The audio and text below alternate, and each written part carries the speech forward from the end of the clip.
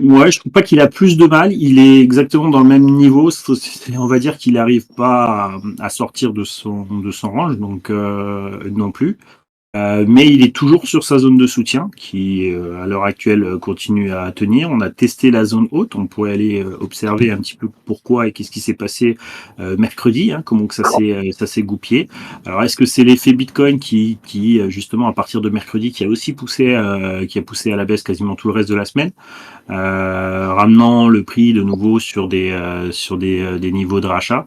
On va essayer de décortiquer tout ça pour essayer de comprendre la suite de notre petit mouvement. Est-ce qu'il faut s'en inquiéter ou pas? Quels sont les signaux qu'on commence à avoir depuis quelques temps où on se disait, eh bien, la semaine dernière, c'était pas encore vraiment catastrophique. Est-ce que les choses ont changé aujourd'hui? Et on va essayer de voir ça ensemble. Ok. Allô, allô, allô. Ouais, salut, comment? Ok, alors j'ai partagé déjà mon écran. De toute façon, c'est enregistré, donc sera disponible après sur notre chaîne, je pense. On verra avec Zach où est-ce qu'il le mettra. Bien, alors je vais juste voir si je vais mettre comme ça, je vais mettre aussi les commentaires, les textes ici. Alors Pred qui dit compliqué ce cycle, je trouve. Heureusement l'écosystème hype fait plaisir. Ouais, il y en a qui sont sortis un petit peu du lot. Tout le monde va pas au même rythme en fait. On le voit bien et tout le monde profite pas. Par contre, on prend des corrections quand même encore assez sévères. Alors je vous raconte pas Plume, pas raconter puisque Plume c'est vraiment un projet que je suis assez précisément et lui vous allez voir qu'il est en train de chuter et je vais vous montrer un peu comment j'ai réagi sur Plume, comment j'ai retravaillé parce que j'étais déjà un prix qui était relativement bas mais j'ai liquidé ma position, j'ai racheté d'autres positions plus basses et je suis en train de travailler, j'ai ramené des liquidités dessus et j'ai essayé d'expliquer pourquoi. Qu'est-ce qui m'intéresse encore là-dedans. Donc on va commencer par Bitcoin. Alors attends, je vais mettre ça en grand. Alors n'hésitez pas hein, à mettre à. Qu'est-ce que j'ai fait? C'est ça que je vais faire. Hein, donc, n'hésitez pas à poser des questions si vous en avez. Alors, je regarde pas forcément le chat. Donc, s'il y a quelqu'un qui voit une question qui est pertinente et qui a la possibilité de prendre le micro, ben vous ouvrez votre micro parce que je pense pas que Mermo sera là puisqu'il est en vacances. Donc, voilà, on va essayer de se faire ça cool, à la taille humaine, j'ai envie de dire. Donc, vous pouvez me poser des questions, vous pouvez me couper dans l'analyse s'il y a quelque chose que vous comprenez pas. Il n'y a pas de problème. Donc, je réexplique juste le topo, je vais mettre ça en grand, et je réexplique juste vraiment le petit topo qu'on suit, mais pour deux mots. Hein. Donc, on est toujours, je vais remettre le plan, je remets le plan ici, je vais fermer les autres pour l'instant, et on reviendra dessus après. Et c'est celle-là, je m'en fous, celle-là oui, celle-là, plan principal là, celle-là je vais enlever, et celle-là je l'enlève aussi. Oui, celle-là. C'est la dernière. Hop, je vais la mettre là-haut. J'en ai pas parlé, je vous en parlerai après. Parce que là, c'est ça, je vais la mettre ici. Et voilà. Donc voilà, donc en gros, on est toujours sur ce plan. Hein. Moi, vous savez que j'ai toujours ce plan en tête, d'accord? C'est ma ligne directrice. Et à l'heure actuelle, on est toujours sur une ligne de force qui se projette jusqu'à 132 000. D'accord? Donc jusqu'à 132 000, tant qu'on est au-dessus de cette ligne de force, on projette ça. N'oubliez pas, sur notre plan, on avait les 107 000 en target qu'on a touché très tôt, puisqu'on l'a touché en décembre 2024. J'en ai ça aussi. En décembre 2024, et depuis, on a du mal à repasser et à rebasculer au-dessus proprement des 107 301. la ligne de force qui nous ramène sur la vitesse de déploiement, on voit qu'on est encore largement au-dessus, mais voilà, il faut maintenant rester au-dessus de la ligne de force bleue qui est ici, là, qui doit nous emmener sur la E à 132 000 à horizon du 23 novembre. Donc on avait des dates importantes à observer. Ces dates, elles s'approchent de plus en plus. C'est la date du 23 juin, ça fait un moment qu'on en a parlé. Et puis cette date du 7 juillet, je crois. On reviendra sur ces dates-là, qui sont dépendantes. Donc, ce qu'on avait dit, c'est qu'à partir du 23 juin, il va falloir faire un sommet. C'est-à-dire qu'il va falloir breaker le point le plus haut de la journée du 22 mai. D'accord, ça va être important pour la suite de notre mouvement. Si on n'arrive pas à le faire, eh bien, ce sera une autre paire de manches pour continuer le mouvement et on risque de repartir dans une phase corrective un peu plus profonde, c'est-à-dire un range, en phase corrective, un range par rapport à cette structure AB là, qui est toujours celle qui domine le momentum baissier potentiel. Et tant qu'on n'a pas cassé les plus hauts après le 23 juin, eh bien, on est toujours sous cette possibilité-là. Donc on la garde en tête, on l'évaluera à partir du 23 juin, mais on la garde en tête. Et donc notre structure, pour l'instant, on se projette toujours à hauteur de 132 000 à partir de mi-novembre. C'est toujours un petit peu d'actualité, et en tout cas, tant qu'on reste au-dessus de cette ligne de force. Ça, c'est notre plan long terme qu'on a depuis 2024, je crois, la période de août 2024. Donc ça va faire presque un an qu'on a projeté ça. Donc on y est quasiment. Mais il y a encore du travail et maintenant il va falloir qu'on analyse un petit peu tout ça. Donc ce qu'on avait dit la semaine dernière, on avait deux possibilités. On avait cette possibilité après cette structure, d'accord, qui a été terminée et qui est venue targeter la target NT à 112 246, d'accord, un petit peu en avance. On a eu la phase corrective. Et cette phase corrective, souvenez-vous, on a dit qu'elle pouvait aller de 107 461 à 97 895. Et elle pourrait s'étendre jusqu'au 6 juillet. D'accord? Ça, c'est la phase corrective. On avait le rebond, on était mardi 10 juin, d'accord, quand on a fait notre analyse. Et on va regarder un petit peu ça. Parce que au 10 juin, on avait cette possibilité de correction, d'accord, et puis on avait une deuxième possibilité, c'était le scénario haussier avec le départ à partir d'ici. D'accord? Et on avait dit que si on va le voir après, on a regardé en 40 minutes, cette journée justement du 10 juin, et cette journée du 10 juin, elle nous avait permis de dire, attention, on a une zone bien marquée de vendeurs qui était en train de, grâce au volume, on avait détecté cette zone, et que si cette zone-là ne cassait pas, eh bien, on avait la zone verte qu'on avait détectée également, et que, on va le regarder après en détail, et on avait dit que si cette zone verte cassait, alors ce serait le scénario correctif qu'il faudrait privilégier pour le restant de la semaine. Ok, donc ces deux scénarios-là qui étaient en projection sur la journée du 10 juin, eh bien, vous avez bien compris que ce scénario-là, eh bien, c'est plus celui qui est d'actualité, puisque c'est l'autre scénario qui s'est activé, puisqu'on a bien la rupture de cette zone verte un petit peu, ici qu'on regardera tout à l'heure, enfin même tout de suite, on pourra aller la regarder dans le détail. D'accord? Donc c'est ce scénario-là. Je reviens juste sur ce qui s'est passé pour expliquer, puisque comme ça vous avez tout le raisonnement. Si vous suivez régulièrement les choses, eh bien vous allez avoir tout le raisonnement que j'ai moi quand je regarde le graphique. D'accord? Donc tout ce raisonnement-là, donc on avait nos deux scénarios et puis on avait tracé. Souvenez-vous, cette bande rouge, on l'a pas tracée au hasard. On va remettre les volumes avec.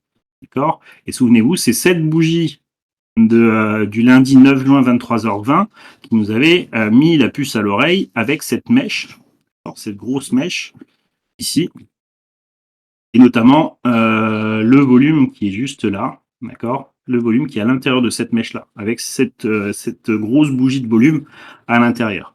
Et surtout les bougies suivantes, eh bien on n'a pas réussi à casser ce niveau en mettant pourtant pas mal de volume. Ensuite on a eu cette bougie ici qui nous a permis de délimiter la partie basse. Cette partie basse ici avec les volumes qui viennent défensivement, on voit qu'on n'arrive plus à aller clôturer en dessous de cette zone là avec une augmentation des volumes, et donc on a défini ces deux zones et on s'est quitté puisque c'était le mardi à 23h à peu près, donc on s'est quitté dans cette zone là, donc on était reparti à la hausse. On avait dit, et c'était là au moment où il était 21h, on parlait de cette bougie ici et qu'il fallait casser cette zone là, et on voit que, eh bien, Tout du long, le lendemain, on avait dit mercredi, vous allez regarder si cette zone-là casse. Alors c'est le scénario plutôt haussier qui prendra le relais. Si cette zone-là ne casse pas et que la zone verte casse, c'est le scénario correctif. Okay, et donc on avait mis ça en fil rouge, que vous deviez regarder ça le mercredi pour savoir qu'est-ce que vous devez faire. Et vous allez voir que au fur et à mesure, hein, si je me mets en replay ici à cet endroit-là, où on s'est quitté, 22h, 23h, à peu près là. D'accord? Donc ici, vous voyez comment votre Ishimoku était positionné. C'est-à-dire qu'on avait encore du momentum et on a dit attention, quand cette ligne-là arrivera au même niveau que la ligne de Kijun-sen ici, eh bien, ça veut dire qu'on aura absorbé l'entièreté du momentum haussier sur cette unité de temps. On a regardé également nos lignes de l'Ishimoku qui étaient pour l'instant eh bien, dans une phase de range et qui montraient un équilibre du marché autour de 109 376. Et vous avez vu que eh bien, la suite de notre mouvement, c'est la suite qu'on devait regarder. On va essayer de le détailler ensemble. Donc on est revenu tester un petit peu tout ça. Et quand on revient tester ici, regardez de nouveau l'apparition des volumes qui rentrent à l'intérieur. Déjà cette bougie ici, regardez, des mèches au-dessus et en dessous, ça a été un petit peu, voilà, avec un fort volume. On reste à l'intérieur de notre zone qu'on avait délimitée. Et regardez, aujourd'hui, votre Kijun-sen, enfin à ce moment-là, votre Kijun-sen revient au même niveau que votre SSB. On sait qu'ici, il faut faire très attention. Le marché revient dans notre zone verte. On a du volume qui revient. Donc on se dit, ok, c'est bon signe, on revient tester la zone acheteuse, il va falloir que le marché réagisse et on va regarder. Mais par contre, regardez bien que votre nuage ici, eh bien, il a complètement changé, c'est quelque chose de complètement affiné et on est revenu sur une zone assez critique en termes de tempo. Et donc, gardez vraiment ça en tête, parce que vous voyez que le marché est obligé de latéraliser pendant un moment pour inverser leurs mains. Et dans cette période-là, vous allez voir que l'Ishimoku va toujours réagir à peu près de la même manière s'il doit se renverser. Ok, donc plus les zones de volume que vous avez détectées. Donc on refait un petit peu le système. Donc vous voyez qu'ici on essaye de sortir. Regardez les volumes au moment où ici le prix repart à la hausse. Alors là, j'aimerais bien que vous regardiez vraiment attentivement parce que c'est dans du détail. Quand vous allez regarder, j'aimerais que vous analysiez vraiment au détail les choses. Regardez ces volumes. Cette bougie et cette bougie ici. Vous voyez bien qu'il y a une décroissance du volume. D'accord, cette décroissance du volume, alors que le marché monte. Regardez comment le marché ici, cette bougie qui est plus grande que celle-là, avec moins de volume. Vous comprenez bien que le marché ici vient simplement remonter pour fermer les ordres, pour envoyer la seconde bastos. Donc ici, vous deviez sentir que même si on a soutenu sur cette bougie à 20h, le mercredi 11 à 20h, ce qui est en train de se passer là, et surtout ce qui est en train de se passer là, même si c'est que à 22h40 ou quoi, l'activité, c'est ça, vous devez sentir qu'il y a un problème. Vous voyez votre Kinkoyo, comment il est? Il est baissier, d'accord? Il est vendeur. Vous avez une remontée de la bougie sans volume ou avoir très peu de volume et une taille de la bougie. Regardez, vous avez la même taille que la bougie de 20h, d'accord? Vous voyez la taille du corps de la bougie, vous avez le même. Vous voyez que les volumes ne sont pas du tout les mêmes à l'intérieur. Pour ça, attention, une analyse de bougie se fait toujours avec une analyse de volume. Vous devez comprendre que vous analysez la force, d'accord, d'un mouvement, l'effort du mouvement par rapport au résultat du mouvement. L'effort, c'est les volumes. Ça, c'est votre effort que le marché fait. Et le résultat, c'est le terrain gagné entre la clôture ici et ici. Donc ici, on a un résultat qui est identique à celui-là, d'accord, dans le sens opposé, celui-là la taille et celui-là à la hausse. Donc vous avez, on va dire, un effort, un résultat identique, mais avec un effort plus intense. Donc ici, avec la mèche là, on pouvait se dire les acheteurs sont là. D'accord. Et en tout cas, c'est une liquidité qui a été absorbée ici, ça c'est clair. D'accord. Il y a eu de l'échange, mais ça peut être, encore une fois, de la liquidité que le marché vient absorber sur ce niveau. Et ensuite, le marché laisse remonter le prix. D'accord. Sans effort. Sans effort, puisque pas de volume. Le marché remonte sans effort et à partir d'une zone qui reviendra un peu cette imbalance qui est là-dedans, le marché vient fermer une partie de l'imbalance qui est là et va retrouver de l'intérêt vendeur. Et là, dans l'intérêt vendeur, regardez ce qui se passe au niveau des volumes. croissance des volumes. Donc c'est appuyé. Hein. Et vous avez là, du coup, vous reprenez la liquidité et là, vous cassez la fameuse zone qu'on avait définie. Et là, ça devient compliqué. Et là, vous devez penser scénario baissier, en tout cas correctif par rapport au daily. Donc, et ça, c'est ce qu'on avait annoncé quand on s'était quitté le mardi dernier. Je vous ai dit, regardez comment le marché va réagir dans les zones, regardez comment l'Ishimoku va réagir dans les zones, et là, vous voyez que eh bien, toutes nos lignes de l'Ishimoku vont commencer à pointer à la baisse, puisque tout devient dynamiquement baissier. D'accord ? Ça, il faut que ce soit vraiment clair dans votre tête si vous voulez commencer à comprendre en fait le momentum. D'accord ? Aussi bien en Ishimoku, aussi bien qu'en volume, la manière dans laquelle le marché travaille, faire de la VSA, enfin, il y a plein de façons d'analyser un marché. Hein. Et vous devez comprendre que un marché, c'est le désir humain, d'accord ? Et ce désir humain, il se voit à travers en fait les bougies initialement, les volumes, d'accord ? Et l'Ishimoku, il va nous permettre de regarder ce qui se passe dans un cycle de temps précis. Un cycle de 9, un cycle de 26, un cycle de 52, un cycle de 17 et des cycles encore plus grands qu'on ne va pas forcément aborder ici. D'accord ? Donc, ça, il faut vraiment que vous le compreniez et que vous sentiez que ici, ça y est, le marché est en train de changer. On est arrivé sur son sommet et il est en train ici de faire un sommet journalier sur lequel eh bien, on risque d'avoir eh bien, la phase corrective. Et comme on avait fait notre plan en daily, eh bien, on savait que l'idée, c'était de repartir vers les 107 000, voire les 103 000, voire même les 98 000. C'est quelque chose de tout à fait possible. OK ? Donc, je vous passe la suite pour voir. Regardez, une fois que le marché repart, vous voyez, ici, on revient et on résiste encore une fois dans la zone. Mais là, qui était une zone de support, ici, ici, ici, là, vous voyez que c'est une zone de résistance. Et vous voyez qu'elle est capée par la ligne la plus courte de l'Ishimoku, c'est-à-dire 9 périodes. D'accord ? 9 périodes de 40 000. Donc, la pression, elle est dynamique et elle est sur le momentum le plus court. Donc c'est quelque chose qui risque d'être un peu plus intense, un peu plus rapide qu'un cycle de 26 périodes où on a du temps, un peu plus de temps pour réfléchir. Là, c'est la pression, on va dire, la plus rapide qu'on pourrait avoir en Ishimoku. Donc ensuite, on va suivre tout le reste.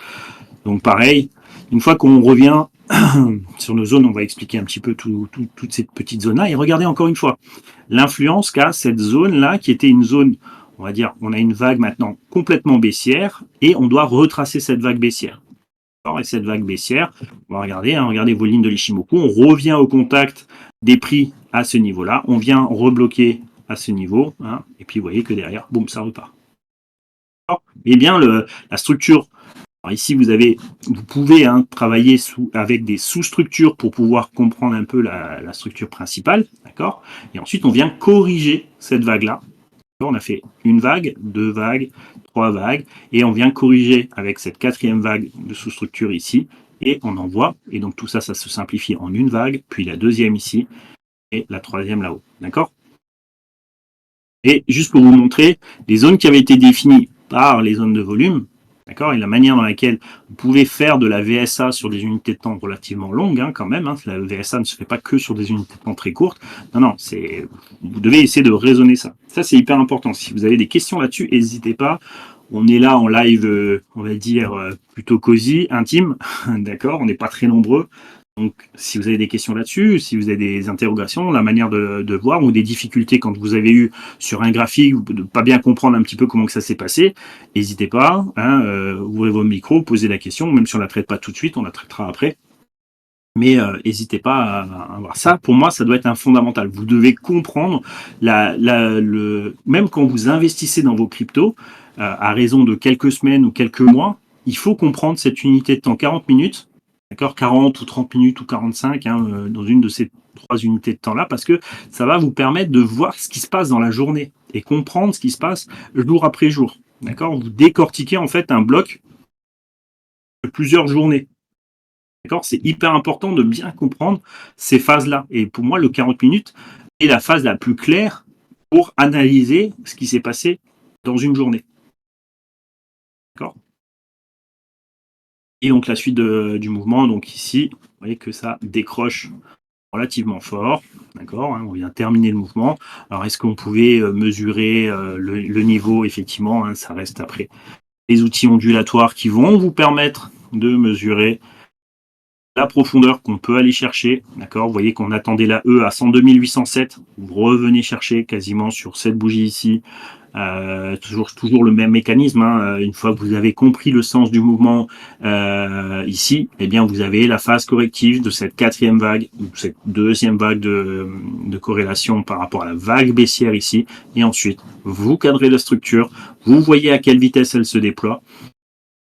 Et ensuite, voilà, une fois que vous avez tout ça, vous savez ce que vous avez à faire normalement à partir du moment où on vient toucher la zone, c'est d'attendre de voir comment la structure, eh bien, elle commence à changer.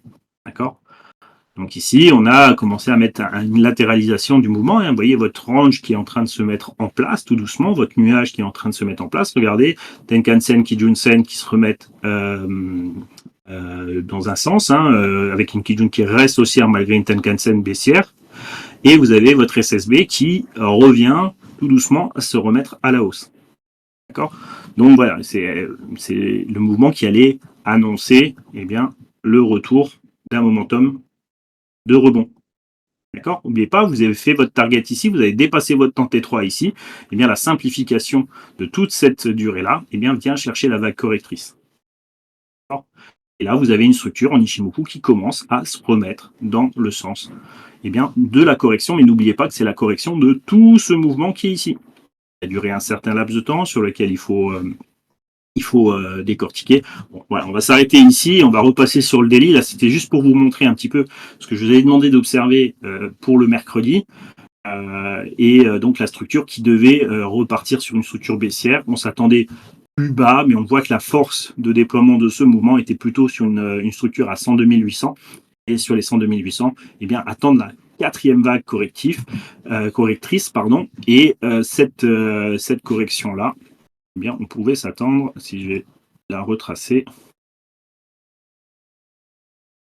je déplace juste ça, si j'arrive à le capter, hop, ici,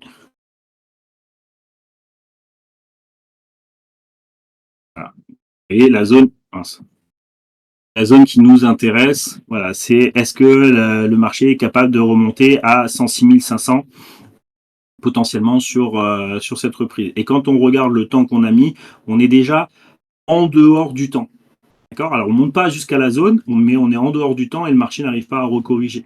Donc là, ici, on peut commencer à se dire tout doucement qu'on risque d'avoir une phase de rebond un peu plus importante. En repartant, celle-là, je vais l'effacer du coup.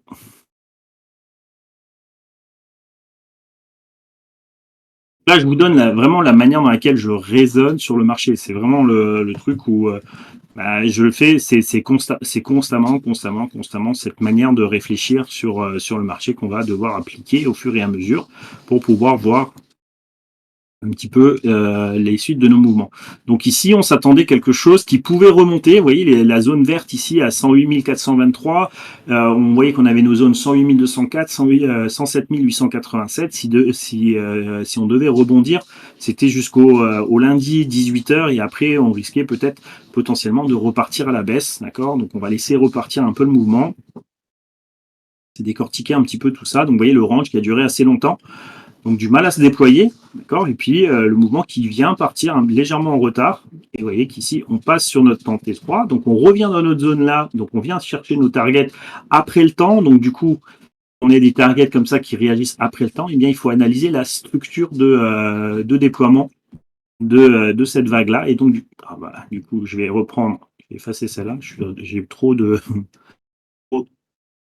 vagues dessinées, trop de structures dessinées. Du coup, c'est pas grave, on les efface au fur et à mesure. Et bien, on va commencer à travailler la vague de départ. Et ici et ici pour voir la terminaison du mouvement. Et là, on voit qu'on a une NT à 108 495. Il faut qu'on fasse attention. On a encore les lignes de force qui viennent potentiellement chercher du 109 262 ou du 110, d'accord, mais on revient sur la zone verte qu'on avait matérialisée, qui est une zone défensive maintenant, et qu'il faut faire très attention ici. Et là, le marché vient corriger justement ce mouvement. Et donc, on voit bien, la fin de notre structure qui revient chercher les 108 495 et qui ramène de nouveau tout le monde sur cette zone vendeuse, potentiellement. Et du coup, la phase corrective de tout notre grand mouvement ici. D'accord? Bref, voilà un petit peu, on va pas tout faire, on va repartir dans le direct, on va dire. Ok. Là, dans le direct, on revient chercher la zone. Bien, encore une fois, pourquoi ça réagit ici? Soyez logique. Encore une fois, regardez comment le marché a évolué dans ces bougies ici. Là où on a eu le rebond, là où techniquement maintenant les acheteurs, il faut trouver une zone. On avait la zone verte qui était ici, mais on voit qu'ils ont lâché la zone et qu'ils ont replié. Regardez le volume dans cette bougie ici, très fort, et dans cette bougie-là. Vous voyez, la petite bougie, encore une fois, il y a un effort pour essayer de descendre plus bas, beaucoup plus intense que les autres bougies autour. D'accord? Donc ici, attention, il y a eu un soutien acheteur potentiel sur cette zone. D'accord?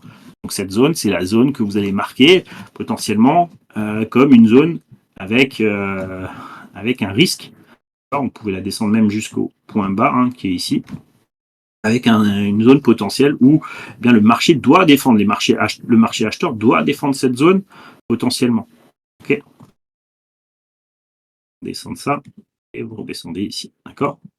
Donc la réaction qui est ici, et dans cette réaction, regardez encore une fois le volume qui s'y échange. De nouveau, on a une action avec du volume qui est en train d'échanger sur cette zone.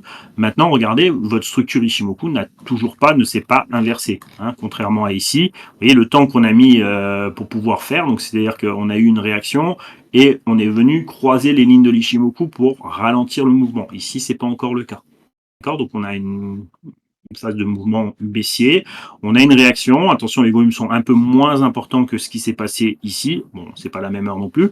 Mais voilà, on a une petite réaction et à voir si on confirme que le marché se calme ici et commence à latéraliser sur ces niveaux. Ça, c'est les prochaines étapes sur lesquelles le marché doit ralentir. Ça va permettre aux lignes de venir se faire, du coup, absorber, croiser. D'accord? Et notre SSB venir de nouveau se mettre à plat pour avaler le nuage, ce qui n'est pas encore le cas. Ici, il y a beaucoup de pression vendeuse encore dans le momentum. Ok, voilà, c'était juste pour vous montrer en détail, quand vous êtes sur du journalier ou de l'intra-journalier, comment vous pouvez raisonner à travers votre propre plan qui, lui, se décide en daily. Donc maintenant, une fois qu'on a tout ça, on va revenir un petit peu sur le plan et la suite de notre mouvement. Donc maintenant, j'efface ces lignes-là. Je les ai gardées la semaine dernière jusqu'à cette semaine pour vous montrer, expliquer les zones qu'on avait fait. Voilà, donc là maintenant, je les efface. D'accord?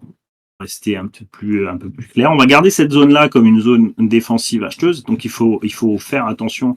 On va la mettre en couleur verte, d'accord? Et on faudra faire attention à ce qui s'y passe à l'intérieur. D'accord? C'est une zone qui peut être intéressante à observer. Maintenant, par rapport à notre plan, vous voyez qu'on est toujours dans la phase corrective et on reste dans le cône de correction et dans ce cône de correction qui peut nous emmener jusqu'à 97 800 et à horizon du 6 juillet. Pour l'instant, c'est celle-là qui, pour le moment, prime. Maintenant, quel est donc du coup, maintenant qu'on sait qu'on est plutôt dans un momentum correctif, eh bien, il va falloir évaluer ce momentum correctif. Donc, on peut effacer cette structure-là sur laquelle nous avait aidé pour dire potentiellement c'était ce mouvement qui pouvait partir à la hausse, mais on a vu qu'en fait, dans le détail du 40 minutes, eh bien, c'était le mouvement baissier qu'il fallait favoriser. Ce mouvement baissier, maintenant qu'il est assez bien ancré et qu'il est assez clair, je vais le retracer. C'est celui qu'on a tracé ici, la sous-structure baissière, donc là. D'accord? Et donc là, on a un plan et on va pouvoir suivre pour le restant de la semaine ce plan. D'accord? Ce plan, eh bien, il s'annule à la rupture des 110 500. D'accord? Donc, il faut casser et passer à la hausse là-dessus pour commencer à se dire, OK, il y a quelque chose qui peut changer dans le momentum. Sinon, on reste dans la phase corrective et cette phase corrective peut rester sur les 101 822, puisqu'on voit que c'est les deux lignes de force ici entre 101 822 et 98 922. D'accord? C'est ces deux lignes de force ici qui peuvent être on va dire objectivement atteintes par rapport à la force actuellement de déploiement. Alors, dans ce mouvement, on a des forces qui peuvent se déployer bien plus fort à 90 et 88 000, d'accord, mais c'est pas encore le chemin. Et il faudrait que ça accélère encore, et donc il y a quand même toute cette zone défensive où on a le POC du mois de mai à passer. Ça va être compliqué, hein. C'est pour ça que ça réagit plutôt bien sur la zone des 104 000. D'accord, on a quand même de la défense par rapport au mois de mai. Évidemment, si cette zone-là est percutée et qu'on vient chercher les liquidités là, vous avez vu que vous avez plus beaucoup de monde en dessous. Donc vous avez une zone de réjection potentiellement, et cette zone de réjection, elle nous amènerait à quelque chose qui serait aux alentours, autour des 98 000 et 101 000, donc dans cette zone là-dedans. Donc c'est plutôt cohérent entre les volumes qu'il y a et la structure qui est en train de se déployer. Alors ça, c'est en plein milieu du nuage, ça va donner plein d'hypothèses potentielles comme neutre, potentiellement une continuation baissière, donc beaucoup d'informations, mais en tout cas, les structures haussières commencent tout doucement à montrer un petit peu, à montrer le pas. Encore une fois, c'est pas bien grave, ok, tant que on est dans cette phase corrective, et ensuite, tout ce tempo, alors je vais l'effacer ici. J'ai fait ça, hop. On va prendre le temps de notre structure haussière jusque là, et c'est cette fameuse date, hein. Alors ça a été déplacé, c'est ça, ici, voilà. C'est cette fameuse date du 6 juillet qui va être importante pour la baisse. C'est-à-dire qu'on peut être en phase baissière jusqu'au 6 juillet, et techniquement, après le 6 juillet, il devrait retourner dans une phase haussière pour pouvoir continuer notre structure. D'accord ? Donc, on verra. Pour l'instant, notre phase corrective pourrait durer. D'accord ? Pour l'instant, on a un plan correctif qui pourrait nous emmener toujours dans la phase 97 000, 101 000 et potentiellement jusqu'au 27 juin. Et la continuation haussière globale, elle peut nous emmener, vous voyez, au 6 juin. C'est la fin de la zone corrective, c'est la fin du momentum correctif, donc de cette structure de baisse, hein, d'accord, par rapport à la hausse qu'on a pris ici. Et donc repartir ensuite après le 6 juillet vers un potentiel haussier. D'accord ?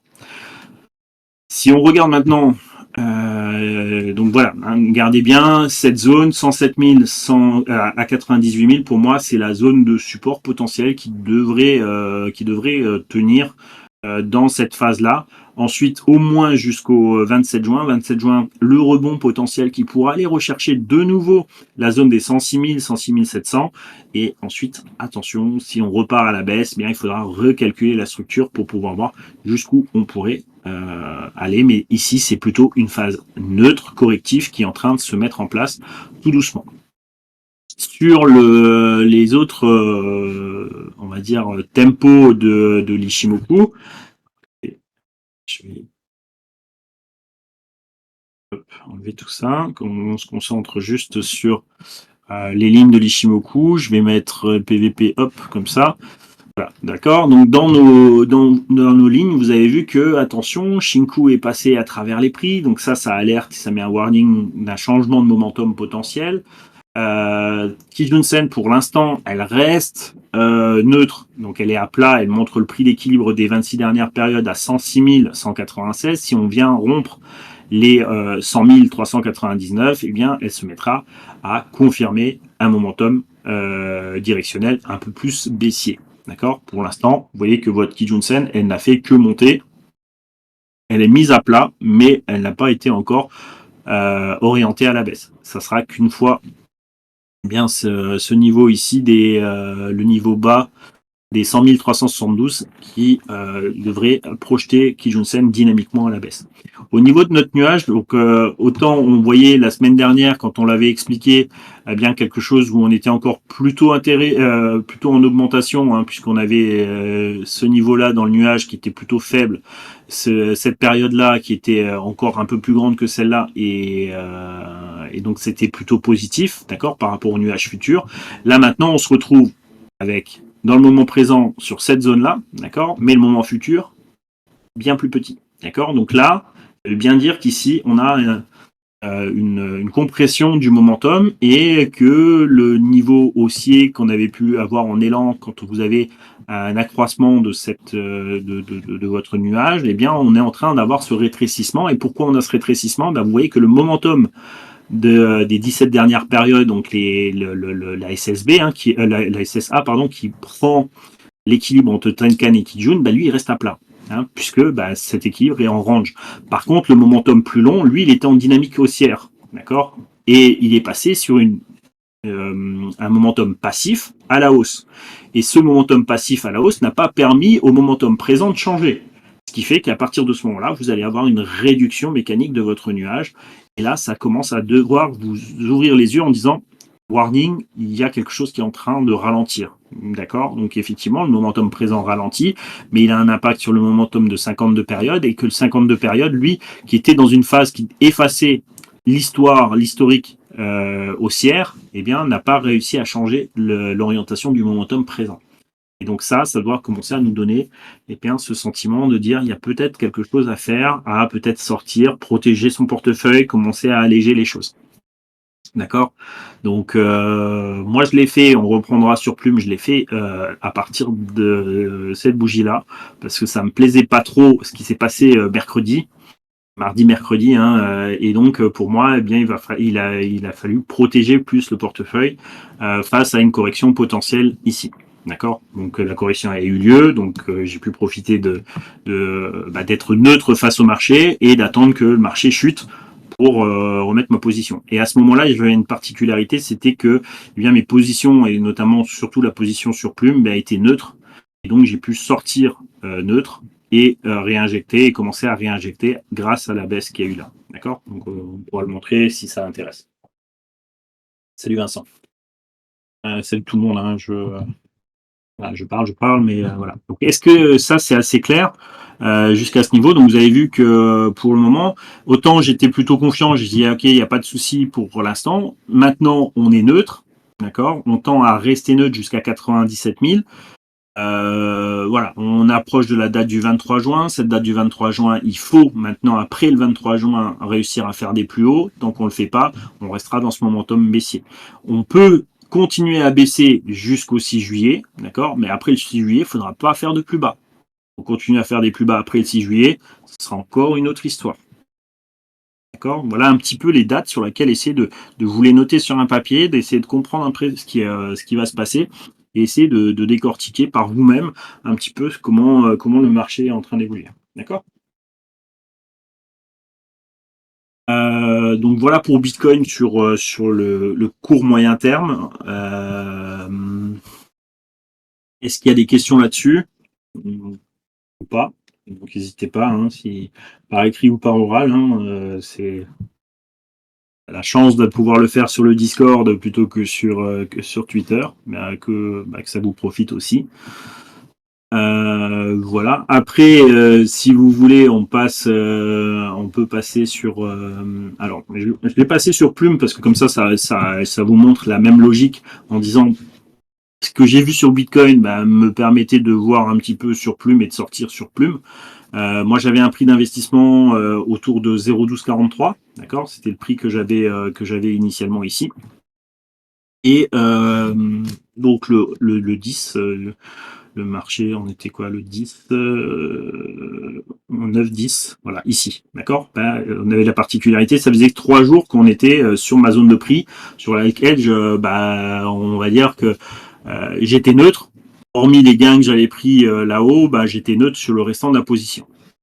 Et donc je prends la décision, et pourquoi je vais prendre cette décision? 2 facteurs qui vont me faire prendre la décision de sortir 100% de ma position. Pourtant, le prix est intéressant. Hein. Vous voyez bien que le prix par rapport au marché, il était intéressant. J'ai toujours estimé que ce prix était juste. Maintenant, je vais vous expliquer. Donc, il y a le momentum de BTC qui était plutôt encore correctif. Et on l'avait vu que c'était un momentum correctif. Et que ce momentum correctif allait forcément jouer un poids important sur les alts. Et j'avais cette structure. D'accord. Donc, vous savez que j'analyse la structure plus précisément sur les projets que je suis avec un peu plus de précision. Et donc j'avais cette structure, cette vague donc baissière, donc ici, si je vous note le point A ici, le point B ici, le point C qui est marqué ici, et j'avais une target ici NT, V, qui était 0,98, 0,96, d'accord, sur ces zones-là. et une fin de structure dans ces zones-là. Donc en gros, on était ici, d'accord, et je sais que potentiellement on peut encore aller là. Enfin, pardon, on était ici, et que potentiellement on pouvait encore aller là. Et il y avait un autre, donc je voulais pas forcément encaisser. Je me suis dit, bah en fait, au final, je suis sur mon prix de marché. Si je sors sur mon prix maintenant, je perds zéro. Et je peux récupérer cette liquidité ici. Donc moi j'avais investi, il me restait 3000 $ d'investissement sur Plume, sur lequel eh bien, je pouvais trouver un prix plus juste, plus intéressant même, et d'avoir cette opportunité de réinjecter à un prix plus intéressant. Ok, donc ça pour moi c'était banco, je sors 100%. Il y a une forte probabilité que si Bitcoin retrace, que les alts retracent, et vu qu'il était dans sa structure plutôt encore baissière, bah, il y avait tous les feux étaient en vert pour rester pour aller à la baisse, et donc j'avais aucun intérêt à rester sur mon prix d'achat qui était là, puisque je pouvais avoir une meilleure opportunité. Il fallait par contre avoir de la liquidité, et donc je libérais de la liquidité ici euh, pour racheter plus bas. D'accord. Donc ça, c'est la stratégie que j'ai, parce que BTC a fait ce mouvement-là, et je trouvais qu'il était dans une phase un peu plus neutre, correctif, et que j'étais dans cette structure-là au niveau de Plume, et que ça pouvait aller bien plus bas. Le projet, il est toujours intéressant, et quand je regarde les narratifs, il n'y a rien qui fait plomber Plume. Tout le mainnet qu'ils ont sorti le 5 juin. D'accord, donc le 5 juin, tout ça, tout était bon, tout marche bien, il n'y a pas de souci, mais le marché retrace. N'oubliez pas, Plume, il y a une spécificité qu'il faut bien comprendre, c'est qu'il y a des unlocks qui se font régulièrement, et que là, il y a un unlock assez significatif qui va se faire pour le 21 juin. Le 21 juin, c'est une date pour moi importante en termes d'Ishimoku. D'accord. C'est la date qui vient faire sens avec la vague ici de 38 jours, et de cette vague baissière qui se terminera au 38e jour à partir du 21 juin. Et le 21 juin, c'est la date de cette unlock. Et si vous ne voulez pas que le prix, que vos VCs et compagnies sortent avec un prix trop intéressant ou quoi que ce soit, pour pas trop les faire sortir, artificiellement, vous pouvez maintenir un prix bas. Et donc, je pense qu'il est naturel que le marché revienne chercher au moment de ce unlock un prix. Et ce qui est assez marrant, c'est que le prix la date du unlock et la date de l'Ishimoku correspondent. Et donc, pour moi, ça me paraissait assez logique de revenir sur le niveau de prix qui étaient les niveaux de prix défendus du marché depuis la mise en route de Plume. Et donc, on revient chercher vraiment bas. Le marché laisse descendre, et il y a vraiment une volonté de le laisser descendre, alors que tout le projet est encore clean, à part le décès d'un des fondateurs, mais ça c'était la bougie un peu exceptionnelle qu'on a eue sur le 29 mai. Mais voilà, le marché laisse descendre, laisse descendre. Alors je continue à préparer mon marché, et donc plutôt que d'acheter ici, eh bien, j'ai pas encore réinvesti les 3000 $, mais voilà, j'attends de voir la proximité. Et là, pareil, vous savez, hein, maintenant, en 40 minutes, eh bien, c'est elle qui va me permettre de me dire quand est-ce que je vais investir mes 40 $, mes 40, mes 3000 $ sur ce niveau de prix. Donc, je veux voir du volume qui commence à entrer. Donc, on en a eu ici, d'accord, mais la structure n'a pas changé. On en a eu ici un peu, la structure n'a pas changé. Là, on commence à voir quelque chose, mais la structure n'a toujours pas changé. Et donc, quand je vais commencer à avoir une structure qui change, là, je vais commencer à positionner mon prix, parce que le prix sera intéressant, hein, toujours plus intéressant que les 0,12 que j'avais. Mais on est à 0,88, donc je vais pouvoir acheter avec ces mêmes 3000 $ et plus de plumes. Donc, si le mouvement repart, eh bien, ça sera plus intéressant encore pour moi, en espérant effectivement qu'il repart. C'est un pari, hein, c'est toujours du spéculatif. Et voilà, pour l'instant, c'était pour vous expliquer un petit peu la manière dans laquelle je vais ajuster, que l'analyse du Bitcoin pour moi est hyper importante, que l'analyse aussi de l'actif dans laquelle vous faites est hyper important. La préparation, j'ai fait des préparations ici de cet actif-là que j'ai récupéré en termes de gains ici, que j'ai réinjecté ensuite pour garder un prix moyen plutôt autour de 0,12. Mais quand je vois que ce prix ici ne permet pas de casser un peu cette dynamique baissière, je préfère sortir avec 100% de ma position, garder cette liquidité pour la réinjecter à l'endroit qui va bien. D'accord? Bien sûr, et j'ai aucun problème pour prêtre quand tu dis quand je vois ça, je fuis. Et plus il y aura de gens qui fuient, parce que là, ce qui fait monter le prix, c'est pas nous. Encore une fois, c'est les gros qui sont derrière ces projets, et eux, ils ont aucun intérêt à te l'acheter là-haut. D'accord? L'intérêt, il est que le prix devienne le plus bas possible par rapport à leurs propres investissements initiaux. Ils rachètent, ils vont racheter à bas prix. Quand le unlock sera passé, d'accord, eux, ça va leur permettre de récupérer ce unlock à un prix plus bas. Donc cette libération vont leur permettre de gagner quand même un certain gain, réinjecter, prendre, et on verra comment ça va réagir sur ces niveaux-là. Donc pour moi, c'est hyper important de rester toujours proactif dans la compréhension qu'on fait. Moi, je ne suis pas marié avec Plume. Je me dis simplement que c'est un projet qui m'intéresse. Ce projet-là, il est pas parti encore, et voire pas du tout parti encore. Est-ce que le projet est viable? Est-ce que si? Est-ce que ça? Pour l'instant, j'ai pas de mauvais échos, hein, à zéro endroit. J'ai scruté, j'ai envoyé, j'ai regardé avec ChatGPT et tout ça, de me sortir sur tous les réseaux et compagnie, de me trouver les informations positives et négatives. Donc beaucoup parlent en termes négatifs des unlocks, hein, qui sont en train d'arriver. Alors les grosses lignes, on va dire les gros wells qui sont sur Plume, pour le moment eux, ils font du rachat. Ils ont fait sur le 5 ou le 6, hein, sur cette période-là, il y a une grosse période de rachat. Et ensuite, ça protège pas. En fait, ça laisse descendre le marché.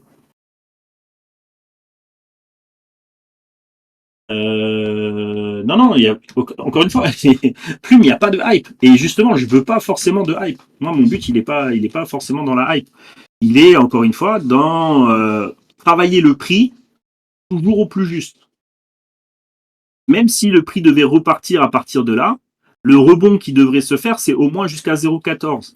Ici, je prendrai ma plus-value déjà, une partie, et à partir de là, je regarde le restant de la construction. D'accord? Ce que je veux dire, il y a des projets qui sont peut-être beaucoup plus dynamiques, dans le bon sens, mais sur lesquels j'ai pas encore misé. Et moi, je cours pas derrière un prix. Je travaille un prix qui n'est pas encore parti. Je veux pas travailler après la flambée, je veux travailler juste avant la flambée. Là, il s'avère qu'en plus, c'est en train de reculer. Donc, tant que j'ai eu le bon prix, je me dis que c'est OK. J'ai travaillé à l'intérieur de ce prix-là. Là, maintenant, je me suis dit, avec Bitcoin et ça, c'est plus le bon prix du marché. Ils vont essayer de partir plus bas. Je lâche la position et je regarde quand je vais pouvoir réinjecter là-dedans. Puisque quand il me montrera des signes de redémarrage, je réinjecte au prix plus intéressant et je vais travailler. Ça ne veut pas dire que je vais le garder ad vitam aeternam, c'est que je vais pouvoir retravailler à l'intérieur de cette structure. D'accord? Donc, encore une fois, surtout, c'est pas un conseil. Je suis pas en train de vous dire que Plume, ça y est, c'est une pépite, les gars. Ça, je laisse place ça à d'autres personnes. Moi, c'est pas mon rôle, c'est pas mon job. Je sais pas faire ça. Je sais pas si c'est une pépite ou pas une pépite. C'est moi, la seule chose que je sais faire, c'est travailler un graphique et travailler un prix. Donc, ce prix-là, il est pour moi intéressant, d'accord, par rapport à un Bitcoin qui est parti, par rapport à un hype, on fera hype ensemble si vous voulez, qui est parti et sur lequel ça m'intéresse pas de courir derrière, d'accord.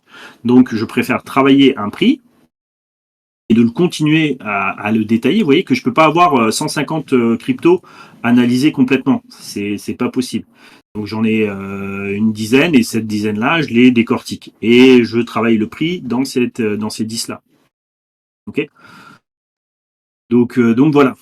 Ça c'était pour la petite parenthèse pour vous expliquer un petit peu. Quand je lis un graphique sur BTC et que je vois des choses après sur les graphiques que je suis au niveau en termes de prix, c'est là où je vais ajuster ma manière de réfléchir sur un prix et me disant que ce prix qui était juste pendant toute une période, ce prix-là n'est plus forcément le bon prix et je vais laisser descendre le prix et donc maintenant m'intéresser au prochain prix plus juste qui va se faire et je pense qu'après le unlock, et il faut savoir que ici les unlocks, il va y en avoir tous les 21 du mois. Donc c'est là où ça va être un peu ça va être du sport à observer, mais c'est ça qui va être intéressant. Est-ce que le projet aura les capacités à chaque fois de pouvoir absorber tout ça? S'il n'a pas les capacités ou quoi que ce soit, ce sera peut-être lettre morte et il faudra peut-être quitter un petit peu ce projet. Tant pis, c'est pas grave, ça fait partie. C'est une ligne de mon portefeuille. J'avais décidé de mettre à peu près $3000 dessus sur le projet. J'essaie de les investir, ces $3000, au meilleur prix. je travaille. Il m'a déjà fait rapporter de l'argent. Hein. Ces 3 000 $, c'est l'argent que je cycle. En gros, avec ça, donc j'ai pris des profits ici qui m'a donné déjà un x2 hein, ici, sur lequel j'ai déjà pris la mise de départ. Donc j'ai récupéré déjà les 3 000 $ une première fois là-dessus. Enfin, pas tout à fait. C'était 1 500 $. J'ai pris 50% sur le truc. J'ai laissé repartir. J'ai repris une partie ici. Et là, je sors l'entièreté du prix. D'accord. Donc, moi, je travaille comme ça me permet de toujours avoir de la liquidité, parce que si j'ai plus de liquidité, je peux plus rien faire. Et j'ai toujours de la liquidité. Il me faut de la liquidité. Et quand ici j'ai plus de liquidité ou quoi que ce soit, et les portefeuilles qui donnent bien BTC, ETH, où j'ai eu de la chance d'avoir des prix plus bas, je récupère de la liquidité là-dessus et je la réinjecte dans les projets qui m'intéressent. Voilà, comme ça je vous ai montré un peu la manière dans laquelle je raisonne. Je dis pas que c'est la meilleure manière, chacun sa façon de faire. Comme moi, c'est celle que j'aime, que j'affectionne, c'est-à-dire, voilà, je cherche pas un super mouvement, poum, il est parti, et puis j'essaie de prendre des trucs là-dedans. Et quand le mouvement il se casse la gueule comme ça, je ne reste pas ma position là et puis je prie pour que le marché remonte et j'attends péniblement comme ça. Je l'ai fait pour quand, je le ferai plus, je vous le dis cash. Et je veux pas prendre ma position, faire un DCA sur la position, avoir un prix moyen qui... Ça c'est bien si je sais que le prix peut s'arrêter là. Et que j'estime que mon prix ici, c'est pas bien grave, ça peut remonter assez vite. Quand j'estime que l'écart risque d'être un peu plus conséquent, donc j'ai dit entre 0,12 et 0,69, avec voilà, si le marché peut revenir à 0,069, pourquoi je devrais rester, puisque j'ai perdu 50% hein, ici. Pourquoi je devrais rester en position? Ah non, je sors la totalité de ma position et je remettrai la totalité de ma liquidité, surtout qu'ici je suis à zéro. D'accord? C'est une façon de réfléchir. Après, voilà, chacun voit midi à sa porte.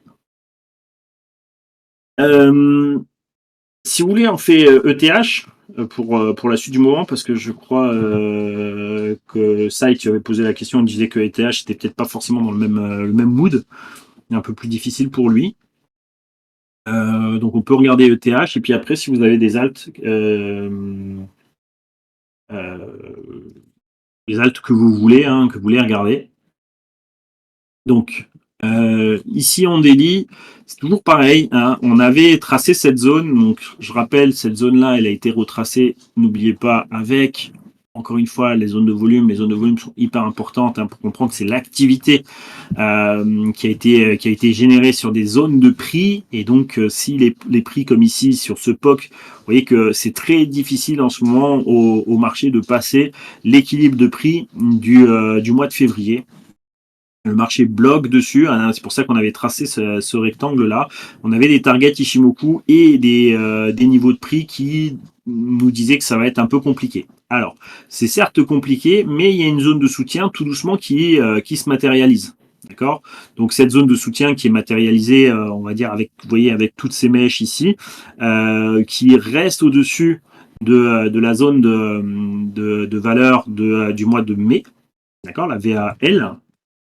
Donc on reste au-dessus, il faudra aller regarder en détail un petit peu les volumes, comment ça se distribue quand on approche cette zone, et surtout comment les volumes se distribuent quand on approche la zone haute ici, et qu'on passe au niveau du POC à 2713. Malgré tout, même si vous voyez que ici, vous voyez que la réflexion hein, qu'on fait, regardez l'épaisseur de ce nuage. Hein. Vous voyez que l'Ishimoku, il y a trois zones de regard. Il y a une première zone de regard qui est ici. C'est la zone de futur où on regarde le cycle de 17 et le cycle de 52. D'accord? Ça, on va dire, c'est le momentum futur, c'est les résistances et les supports que pourrait faire le marché en cas de retracement. Et on regarde aussi l'épaisseur, c'est la dynamique, le momentum, et comment sur ces trois zones de regard, il va s'expanser ou se réduire. Ici, la zone de regard du moment présent, c'est la bougie en cours. Et donc ça, c'est le regard futur, la bougie en cours. Et les 26 périodes en arrière, là où il y a la Shinku, c'est le regard passé. Et là, on va regarder à l'aplomb. Ici, vous allez regarder l'épaisseur de votre nuage qui est là. Et si vous regardez, pour l'instant, eh bien, on a toujours une croissance dans ce momentum. Donc, on est toujours quand même dans ce momentum, même si on a eu un ralentissement et qu'il y a un ralentissement qui est relativement sévère pour l'instant, eh bien, le fait d'avoir eu aussi un ralentissement dans cette zone-là fait que votre nuage reste encore épais. Malgré tout, vous avez quand même une SSB, une SSA, pardon, qui a tendance à dériver vers le haut, ce qui garde une certaine augmentation de votre nuage. Donc cette augmentation du nuage, encore une fois, c'est pas parce qu'il est de cette taille-là. Il est de cette taille-là parce que le mouvement de vos bougies fait, dans un laps de temps donné, une certaine forme. Et c'est ce qui va donner ça. Et donc, le fait d'observer ces épaisseurs différentes nous dit que des momentum, comment ces momentum ont évolué. On est toujours dans cette évolution plutôt haussière sur ce cycle-là. Maintenant, quand on va commencer à décroître ici et augmenter là, on va converger les deux lignes ensemble, on va rétrécir ce momentum. Et là, on va commencer à se dire, oula, ça commence à être dangereux. D'accord? Bien sûr, il n'y a pas que ça. Il y a les lignes de Shinku qui passent en dessous de ces prix ou pas. On a Tenkan Kijun qui se croise ou se croise pas, mais dans les phases de range, vous avez vu que ça croise et ça décroise. D'accord? Donc, pour l'instant, eh bien, les phases de latéralisation, de perturbation qu'il y a à l'heure actuelle, eh bien, il faut comprendre si c'est pour réduire tout ça, d'accord? Ou alors, quand le momentum sera venu vraiment à la hausse au même niveau, eh bien, le momentum repart à la hausse. D'accord? Donc c'est ça qu'il va falloir qu'on décortique. Donc les lignes de l'Ishimoku, simplement, à l'heure actuelle, nous disent c'est encore dans un momentum de hausse, c'est encore positif. Il y a effectivement sur le court terme des choses qui sont en train de se neutraliser. Mais la phase haussière qu'il y a eu là a rendu le momentum dynamique. C'est parce que vous avez eu ce petit momentum là, d'accord? C'est 1, 2, 3, 4 bougies haussières, puis on est venu faire cette mèche, c'est ça qui a rentré dynamiquement le momentum ici. D'accord? Cette montée-là, ce qui a amené Tenkan et Kijun à monter, votre SSB forcément, SSA forcément monte, et c'est ce qui a amené justement que l'épaisseur reste. Donc ce petit mouvement-là, il a été impulsé, il a été important. Bien sûr que derrière, on l'a corrigé assez rapidement. D'accord, mais il a amené cette dynamique-là. Donc on reste plutôt encore, en termes d'analyse, nous, en Ishimoku, ne serait-ce que là-dessus, plutôt positif. Neutre sur court terme avec une légère dynamique qui a été corrigée, donc on appelle ça une mise en rotation Tenkan-sen, donc la mise en rotation du cycle de 9 périodes, d'accord. Et à partir de là, on reste quand même sur un sentiment plutôt encore positif. Ok. En termes de structure, le fait d'avoir cassé ça vous donne quand même toute la période haussière de ce momentum-là. D'accord? Donc ça veut dire que c'est encore potentiellement positif. La seule différence, c'est que à court terme, vous avez cette structure-là. Donc cette structure qui part de ce haut-là jusqu'à ce bas ici et ce haut. D'accord? Donc cette vague-là et cette vague-là. Temporellement, elles sont encore équivalentes et dans cette équivalence, eh bien, nous amène une latéralisation. Donc ici, là, techniquement, on est toujours en range. D'accord? Donc ça veut dire qu'effectivement, le marché est neutre sur une structure court terme. Donc vous l'auriez vu, puisque de toute façon, vous voyez bien que les mèches fait des plus hauts, des plus bas à peu près au même endroit. Donc voilà, ça n'a pas besoin de sortir de Saint-Cyr et pas faire sortir sa science.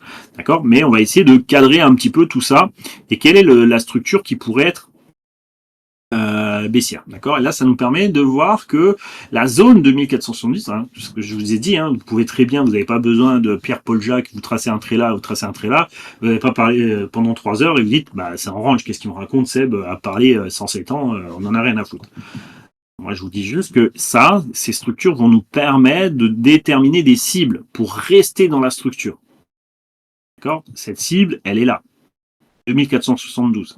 Si le marché vient chercher 2290, il reste toujours dans le momentum, d'accord? Donc on a ces deux zones-là, mais attention, si on reste dans cette zone-là, on a toujours cette possibilité de repartir à la hausse. Pourquoi? Parce que ce point le plus bas a été fait avant le temps T4 qui est ici, et donc peut amener ce scénario haussier. Évidemment, si le marché chute jusqu'à cette zone-là, même si le marché sera toujours en range, on s'attend plutôt à faire ici pour repartir comme ça. D'accord? Donc, l'étude de notre structure ici, A, B, C, ici, là, donc, qui est un range, hein, on ne dit pas le contraire, eh bien, la manière dans laquelle et le temps qu'il va faire pour aller chercher ces targets vont nous permettre de dire, OK, on peut continuer à imaginer la hausse ou attention, on va commencer à changer de structure et on va commencer à imaginer plutôt une structure baissière. Et si on imagine la structure baissière, bah, vous l'aurez compris, eh bien, c'est tous les Alpes qui risquent aussi de prendre eh bien, la direction du sud, comme là. Et là, moi, personnellement, ben, je serais plutôt à passer en mode cash. Une grosse partie des Alpes que je vais avoir, eh bien, je vais plutôt les passer en cash. Si maintenant, on est plutôt dans cette structure haussière, je garde mes positions et je travaille ceux qui ne sont pas encore partis. D'accord. Et si je vois que ça commence à être dur, puisqu'on a vu que Bitcoin est neutre, voire baissier correctif. Ici, on voit que ETH neutre, et pour l'instant, allez, on reste avec cet espoir entre les lignes et les structures plutôt encore positif. D'accord. Si lui bascule à neutre baissier, comme Bitcoin, bah, je peux vous dire que je suis pas prêt à remettre sur plume et je vais même reprendre des liquidités ailleurs pour sortir de ce momentum. D'accord. Vous voyez qu'un peu tout est imbriqué. La réflexion, elle se fait pas. J'analyse ETH juste pour analyser ETH. Voilà, les cryptos, elles ont des cycles, hein, BTC, ETH et Alt. Hein, on a ce cycle-là. Alors, il est plutôt chiant en ce moment parce que c'est difficile à se mettre en place. Hein. BTC a bien poussé, continue à pousser. Et les Alt, bah, ils n'en profitent pas forcément. D'accord.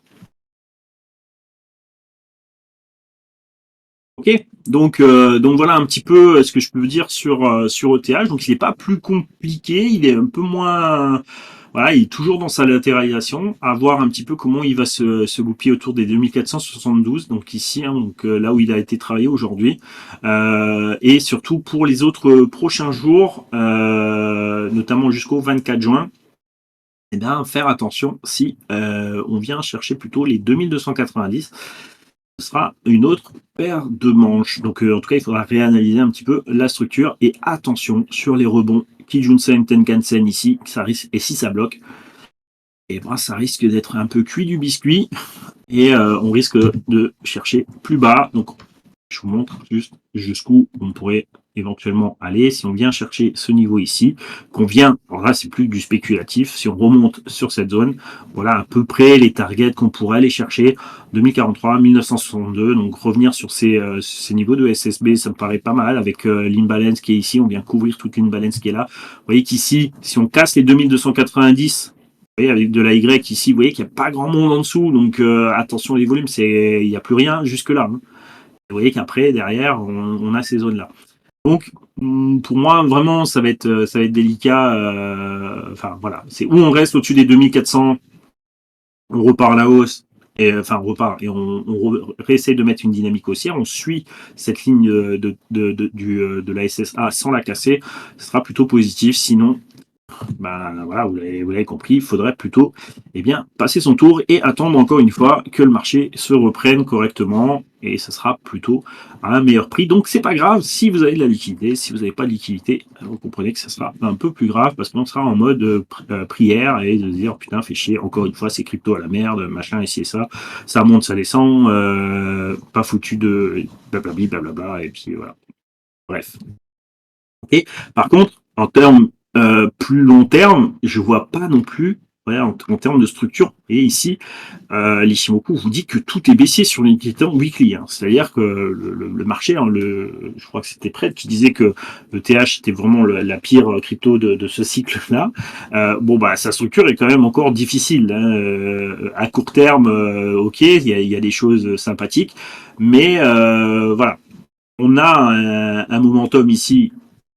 Pour moi, c'est pour ça que en l'état, ce que je vois aujourd'hui, même si rebond il devait y avoir, pour moi, je fais super gaffe à la zone à 3100.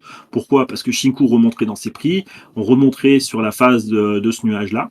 Maintenant, le seul espoir que j'ai ici, si vraiment ça se passe, c'est que vous avez votre Tenkan-sen, là, votre Kijun-sen, weekly, elle se met à baisser. D'accord? Donc, on va être sous l'influence. Pourquoi elle se met à baisser? Vous l'avez compris, parce qu'on est face à ce momentum-là. On a effacé ces 2 bougies ici, et notamment cette bougie-là. C'est ce qui a amené votre Tenkan-sen, votre Kijun-sen, pardon, excusez-moi, à baisser. OK? Ensuite, on a 2-3 jours, 2-3 semaines de phase plutôt haussière. Puis après, là, on va commencer à envoyer les chevaux à la baisse. Donc, d'ici à 3 semaines, ce sera peut-être plus positif. Si le marché arrive pendant ces 3 prochaines semaines à rester neutre, voire peut-être même à rebondir un petit peu, mais rester au moins neutre, alors votre Kijun-sen sera partie à la baisse, mais votre Tenkan-sen, elle va remonter. Pourquoi 1, 2, 3, 4, 5, 6, 7, 8, 9. Donc elle se situe ici. Vous voyez qu'elle est en train de remonter. Elle va effacer celle-là, puis effacer celle-là, et puis va accélérer. Donc là, on va avoir une accélération de Tenkan-sen et une accélération à la baisse de Kijun-sen. Si votre marché reste neutre, vous avez un croisement du Kinkoyo, et là, ça reste positif. Ça reste positif pour dire la structure est en train de changer. D'accord. Et on pourra retrouver un appui sur la zone de Kijun-sen qui se mettrait à plat. D'accord. Ça voudrait dire que la profondeur après, mais vous avez vu que la profondeur qu'on pourrait imaginer, c'est plutôt un retour vers 1900, potentiellement les 2000. Ce serait ce niveau-là en retour. Et là, ce serait beaucoup plus sain pour moi, en tout cas, en termes d'analyse Ishimoku, de me dire maintenant, c'est le bon départ. Parce que ici, en fait, vous avez que la vague ici d'impulsion qui corrige cette vague-là. Et il va falloir que le mouvement corrige et attende ce mouvement et change de sens pour pouvoir dire que c'est le bon momentum. Donc ici, c'est comme si vous étiez sur votre première vague. Et le fait d'être sur la première vague, ici corrective, la première vague vraiment haussière depuis un petit peu toute la baisse de novembre 2024, là, enfin, ouais, novembre 2024, d'accord, toute cette baisse-là, depuis toute cette baisse, eh bien, c'est la seule momentum, on va dire, haussier. Et ça a duré pas très longtemps. 1, 2, 3, 4, 5 semaines. Hein, et après, c'est neutre. Donc ici, maintenant, on a vraiment un gros enjeu sur les 3 prochaines semaines. Donc ça va vraiment être les 3 prochaines semaines pour moi qui sont critiques dans le momentum. Donc c'est peut-être à ce moment-là où je vais voir pour me sécuriser, repartir sur du cash et ainsi de suite. Laisser redescendre le prix. Et quand les structures vont devenir vraiment intéressantes, c'est là qu'il faudra investir le cash à des endroits qui vous intéressent ou nous intéressent et voilà. D'accord. La Shinku ici encore loin de ses prix.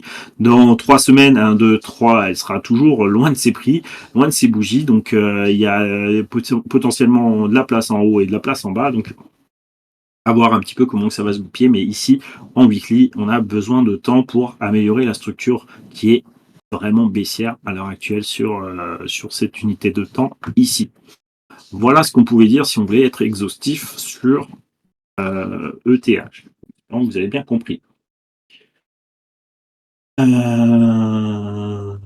Tchouk, tchouk, tchouk. Alors, est-ce que vous avez des coins spécifiques on peut en faire quelle heure il est presque 23 heures. On peut tranquillement... et je mets beaucoup de temps pour 2 coins. Hein, c'est vrai que... bon. Mais bon, l'idée, c'est que plutôt que d'en faire, de vous commenter le tiercé, je préfère que vous compreniez comment on peut raisonner sur... voilà, sur comment je regarde le marché, comment je lis le marché. Si ça peut vous inspirer, ben, tant mieux. Voilà. Cubic, allez, on part sur Cubic. On avait analysé, je crois, la semaine dernière, je ne sais plus. Alors, Cubic.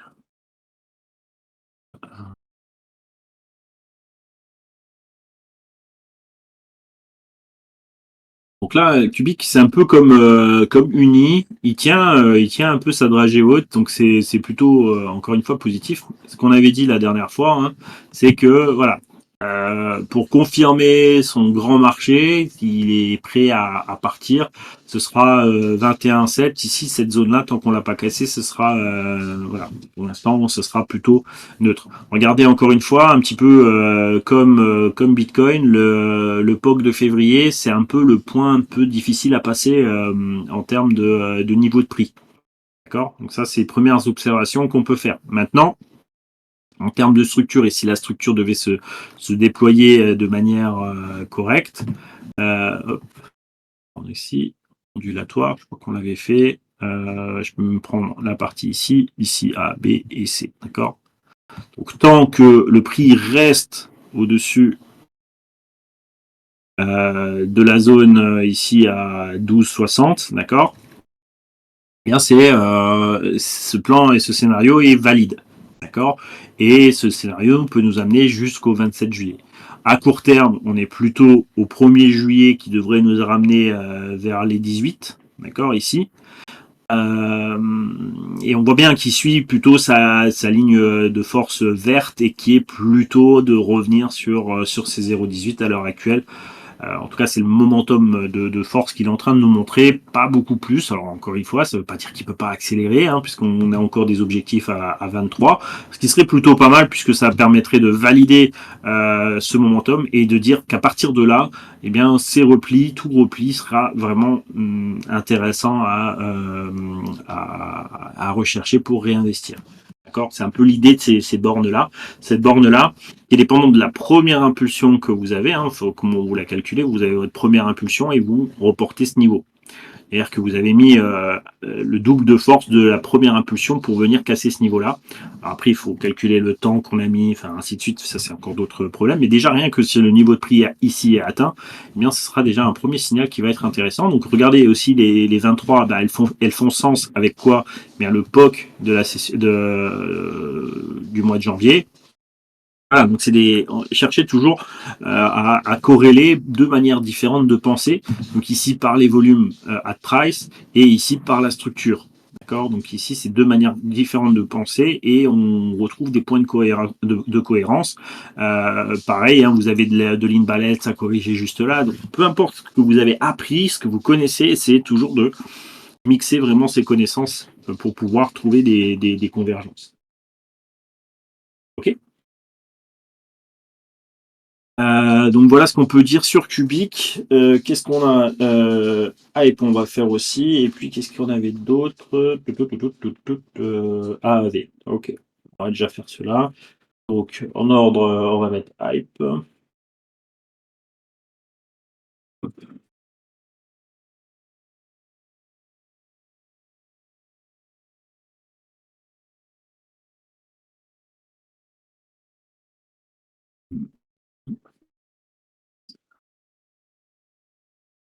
Je sais pas s'il y a assez d'historique ou pas.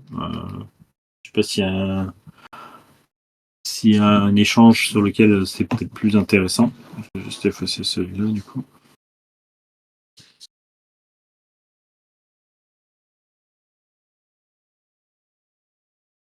Donc, voilà, un qui est déjà plus intéressant hein, en termes de structure. Donc je comprends, c'était qui? C'était Pred qui me disait par rapport à Plume, mais pas du tout dans la même configuration. Et effectivement, j'aurais aimé que Plume soit dans la même configuration, hein, on est d'accord. Encore une fois, c'est savoir s'adapter dans le projet.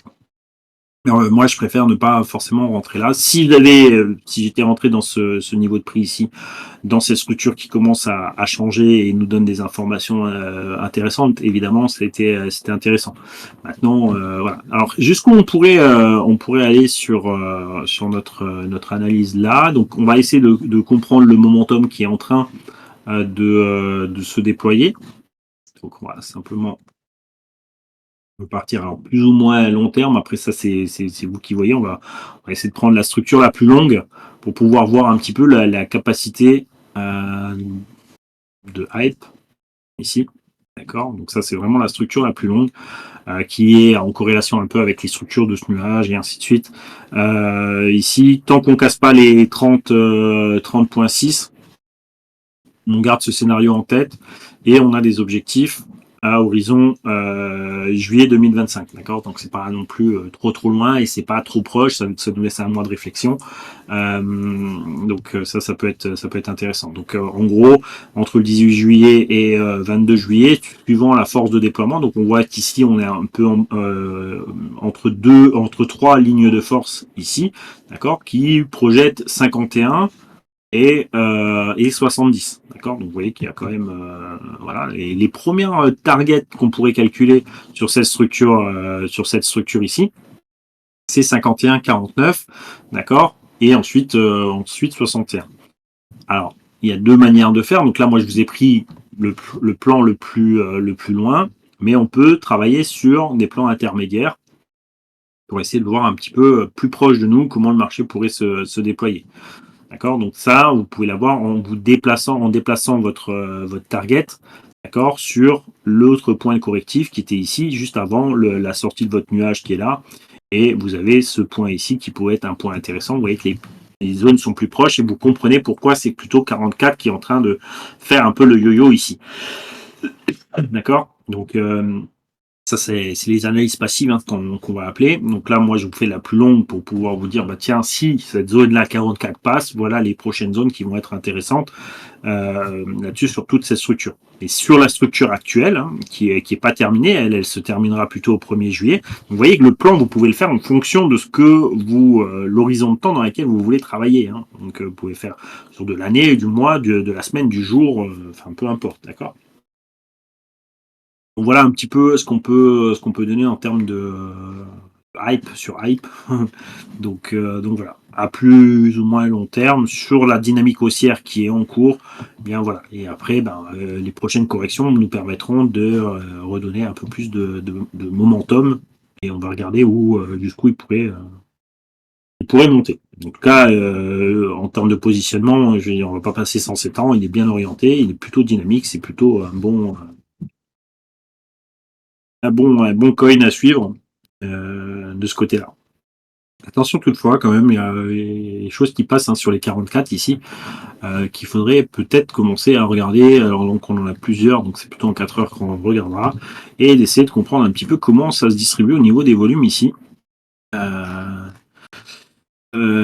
C'est plutôt positif. Hein. Vous voyez ici, dès que vous revenez dans la zone basse, vous voyez cette belle bougie ici avec la belle mèche et son volume qui revient avaler tout ça et le marché repart dessus. Maintenant, attention, vous voyez que les volumes, quand on revient chercher dans cette zone-là, qui est normalement la zone de soutien, qui devrait refaire repartir le prix, il y a du volume qui rentre, mais attention, malgré l'effort qu'on a fait, on n'a pas vraiment gagné grand-chose. Hein. Donc attention quand même sur la phase potentielle corrective qui pourrait venir. On a les zones de soutien plutôt à 34 en termes de volume, hein, sur les zones plutôt 34. Mais si on regarde les zones de valeur précédentes, donc vous avez les zones vraiment de réjection, on va dire qu'on pourrait descendre jusqu'à 29,97, donc les zones de 30 qui vont être intéressantes. Mais attention, si on casse cette zone-là, eh bien, il va falloir réévaluer notre plan. D'accord. Donc cette zone-là, il faut vraiment qu'elle tienne. Donc la zone de soutien à 34,97, il faut qu'elle fasse le travail. Ok.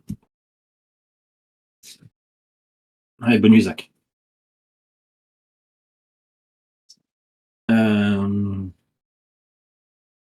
Voilà, en tout cas, voilà pourquoi il faut qu'on fasse attention quand même. On pourrait aller un peu plus dans le détail sur le court terme, 40 minutes, pour voir un petit peu comment que ça se passe sur la journée. Et sur la journée, depuis un peu le marché américain, depuis l'ouverture du marché américain, était un peu plus correctif. À court terme, cette correction, on va pouvoir l'évaluer également. Hop. Vous voyez comment la structure en Ishimoku, elle s'est renversée à court terme. Hop, ici. Une fois, vous voyez comme c'est assez, voilà, ça parle. Hein, on vient rechercher les targets à 38,94. Ok, donc c'est bien les targets qui sont calculés par rapport à la structure. On a votre Ishimoku. Vous voyez bien que cet Ishimoku sur l'unité de temps 40 minutes qui vous donne un petit peu le tempo de la journée. Alors là, c'est vraiment si vous voulez faire de l'intra, mais pas sans être toujours collé à votre écran ou quoi que ce soit. Eh bien voilà, l'unité de temps 40 minutes, elle est vraiment, enfin pour moi, je trouve qu'elle est assez pertinente. Et du coup, on arrive sur les targets 38. Donc maintenant, ce qu'il faut savoir, c'est est-ce que je casse cette dynamique baissière, pardon. Et donc, pour casser la dynamique baissière, vous avez vu, ça, c'est les niveaux correctifs sur lesquels on pense que le marché peut revenir en équilibre. Et donc, quand on revient sur cette boîte qui est tracée ici, c'est la projection de correction, donc ici de rebond, puisque c'est un mouvement baissier. Donc, on pense que tant qu'on reste qu'on remonte jusqu'à 41,15, admettons, d'accord, et qu'on reste à l'intérieur, qu'on ne casse pas significativement les choses, eh bien le marché peut rebondir jusque-là et ensuite continuer son momentum de baisse. D'accord, donc attention, à court terme et sur cette journée-là, l'information qu'on peut avoir, eh bien, c'est est-ce que le marché est capable de rebasculer au-dessus des 41,15 ? le marché n'est pas capable de rebondir au-dessus des 41,15, il aura une forte probabilité que ce marché, demain, continue sa phase corrective. D'accord? Donc ici, ça va jusqu'au 18 juin. C'est pour ça que je vous dis demain, 18 juin, 21h. Ok, donc ça, c'est normalement la fin de la phase corrective potentielle. Mais on a vu que le rebond, il a été relativement rapide et que pour l'instant, on est revenu dans cette zone en avance. D'accord? On est revenu chercher sa Kijun-sen ici et ça recorrige. Et si on regarde les volumes qui s'échangent à l'intérieur, ben pour l'instant, voilà, le volume assez fort et là, il est assez clair. Vous voyez ici, encore une fois, hein, votre bougie qui est ici, qui vient clôturer, vous voyez l'effort qui a été fait ici, on est monté jusque là, on a été rejeté et clôturé juste ici. Il y a eu du volume assez fort par rapport à ce qui s'est passé avant, d'accord? Donc vous voyez, hein, cette bougie-là, regardez le volume qu'il y a là-dedans. D'accord, c'est cette bougie verte. À l'intérieur de cette bougie-là, vous avez plus de volume. Donc, ce qui veut bien dire qu'ici, vous avez encore un sentiment vendeur qui est présent. Et ce sentiment vendeur qui vient sur le prix d'équilibre. Encore une fois, cette ligne-là de Kijun-sen n'est pas fait de la même manière. C'est simplement les plus hauts et les plus bas de 26 périodes et c'est son équilibre de 50%. Ce niveau-là, il n'est pas fait de la même manière. Il est venu par rapport à la structure. Et cette bougie ici, analysée avec son volume, c'est encore une fois une autre manière de faire.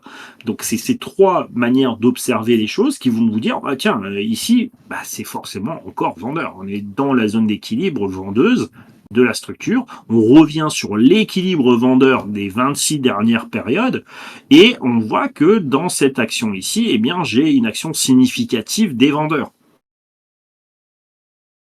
D'accord, vous voyez comment on met les briques, enfin en tout cas comment j'essaye d'assembler les briques.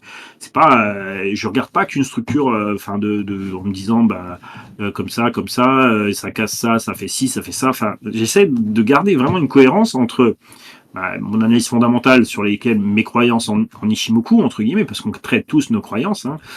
Si des gens traitent le chartisme, c'est parce qu'ils y croient. Si vous travaillez les bandes de Bollinger, c'est parce que vous y croyez. Si vous travaillez un RSI, c'est parce que vous y croyez. Voilà, et que l'information qui en sort, eh bien, vous amène à un avantage statistique. Voilà. Il n'y a pas de bon, de mauvaise façon de faire. On s'en fout. C'est votre façon de faire qui est la plus importante.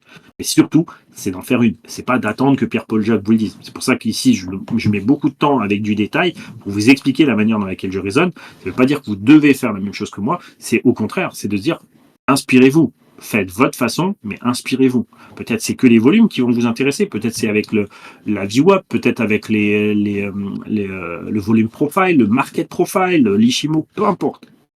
Travailler, raisonner, pour moi, c'est ça le plus important et c'est le message que je veux vous faire passer. Sinon, je ne prendrai pas de temps. D'accord, je le ferai pour moi et je m'en fous. Voilà. Mais là, je préfère le partager. Ça me permet de voir avec vous. Et vous avez vu que même si on ne peut pas faire de live sur Twitch ou quoi que ce soit, on est là et on présente quand même sur le Discord pour que il y ait ce fil rouge et qu'on continue à progresser ensemble. Voilà ce qu'on peut dire sur Hype. Donc voilà, si je devais les suivre demain, je sais pas comment t'es investi Comet, mais si je devais le suivre, c'est vraiment ça. Et pour avoir quelque chose de positif, faut casser 41,15, c'est important. D'accord. Si on casse pas les 41,15, jusqu'où le marché pourrait revenir faire sa correction. Le prochain mouvement sur lequel voilà, ça ne veut pas dire que voilà, c'est plus valable. Je vais quand même effacer encore. J'en efface certains. Hop. Voilà. Je vais avoir cette petite correction potentielle, d'accord, en imaginant qu'on est remonté jusqu'à cette zone ici et que ce soit le point haut. Voilà un peu les prochaines zones qui vont nous intéresser. 36, 35, 33. Donc, n'oubliez pas, hein, c'est 30 qui ne doit pas péter pour rester conforme à notre plan. Okay, donc, toute cette baisse-là, si on la reprend par rapport à l'objectif qu'on s'était fixé dans notre plan principal, donc phase corrective ici, mais on n'a pas le droit de casser ce niveau de prix. Là, ça reste cohérent. D'accord.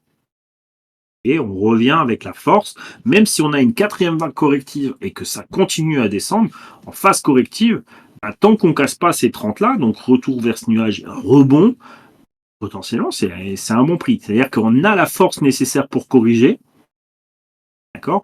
On a la force nécessaire pour revenir vers 33, 30 et ensuite peut-être avoir de nouveau une zone de réinvestissement intéressant pour continuer notre momentum. Attention quand même, sur la phase sur laquelle ça redescendrait à 30, on rebascule en dessous des nuages.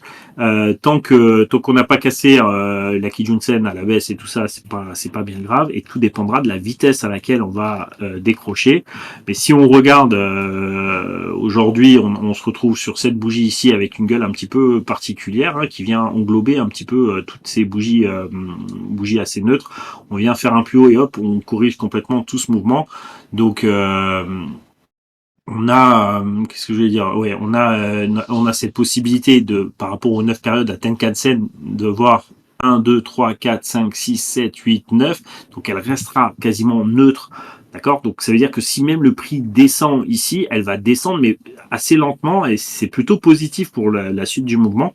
Donc du coup, même une descente à 30, 33 ici peut être intéressante. Je dis pas que c'est automatiquement les yeux fermés on achète. Non, c'est que dans cette zone-là, on évalue, surtout si c'est une bougie journalière, on vient taper dans la zone. Et encore une fois, même si vous voulez acheter pour de l'investissement, eh bien, quand je regarde moi ce qui s'est passé dans la journée dans laquelle je veux investir, ben, je vais décortiquer ma journée sur mon 40 minutes et me dire, ouais, ok, j'attends mon dernier momentum, ok, là c'est bon, je vois le volume qui vient bien, boum, je sais que je peux rentrer à cet endroit, voilà. Si je vois qu'on est toujours dans ce momentum-là, même si c'est la journée sur laquelle ça m'intéresse, le prix m'intéresse, tant que j'ai pas un renversement de ma structure ici, je ne cherche pas.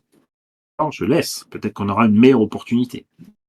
Donc, si j'ai quelque chose à te dire, Comet, en tout cas, moi, ce que je ferai sur cette zone-là, je vérifierai vraiment 41,15 et je m'adapterai au 41,15. Et si jamais 41,15 tient, alors je ferai attention à toute cette vague de structure 36, 33, 33 et de voir comment ça se renverse ou pas là-dessus. Voilà.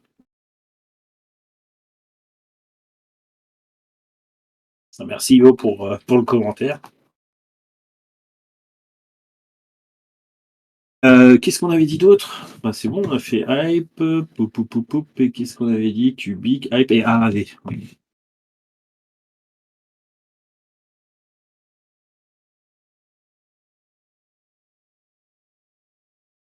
Hop, on bascule daily. Donc aussi une belle structure bien montée, d'accord? Donc là on est sur une bonne structure. On va pouvoir faire pareil la phase. Donc là maintenant je vais juste effacer celui-là, effacer celui-là. On passe sur la projection la plus longue potentielle. Donc exactement le même principe qu'on a fait pour Hype. À ce qu'on peut viser. D'accord. Attention, ici, par contre, on est encadré plutôt par quelque chose autour de 326, 328, 361.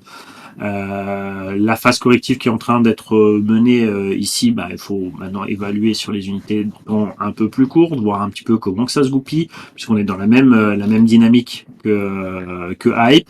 Pareil, on ne doit pas casser en dessous des 238, d'accord, pour garder ce scénario intact. Est-ce que le marché est capable de redescendre aux 238 et comment il va descendre?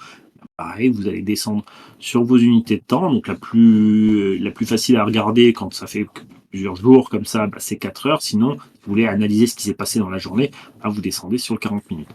La première analyse qu'on peut faire pour pouvoir voir jusqu'où le marché pourrait aller, d'accord, c'est ici à la baisse. C'est essayer d'estimer la zone sur laquelle votre correction pourrait prendre appui. Okay. Donc là, on a notre baisse ici. Peut-être qu'elle n'est pas corrélée, donc ça c'est plutôt bon signe. En termes de tempo, il n'est pas corrélé. Donc ça c'est plutôt bon signe. Donc je vais juste descendre en 40 ici. Et on va s'analyser ce qui s'est passé en correctif aujourd'hui. Donc pour l'instant, on va s'appuyer sur le mouvement d'aujourd'hui. Donc ici, c'était 15h20 depuis le mouvement américain. Vous voyez que Hype a fait la même correction.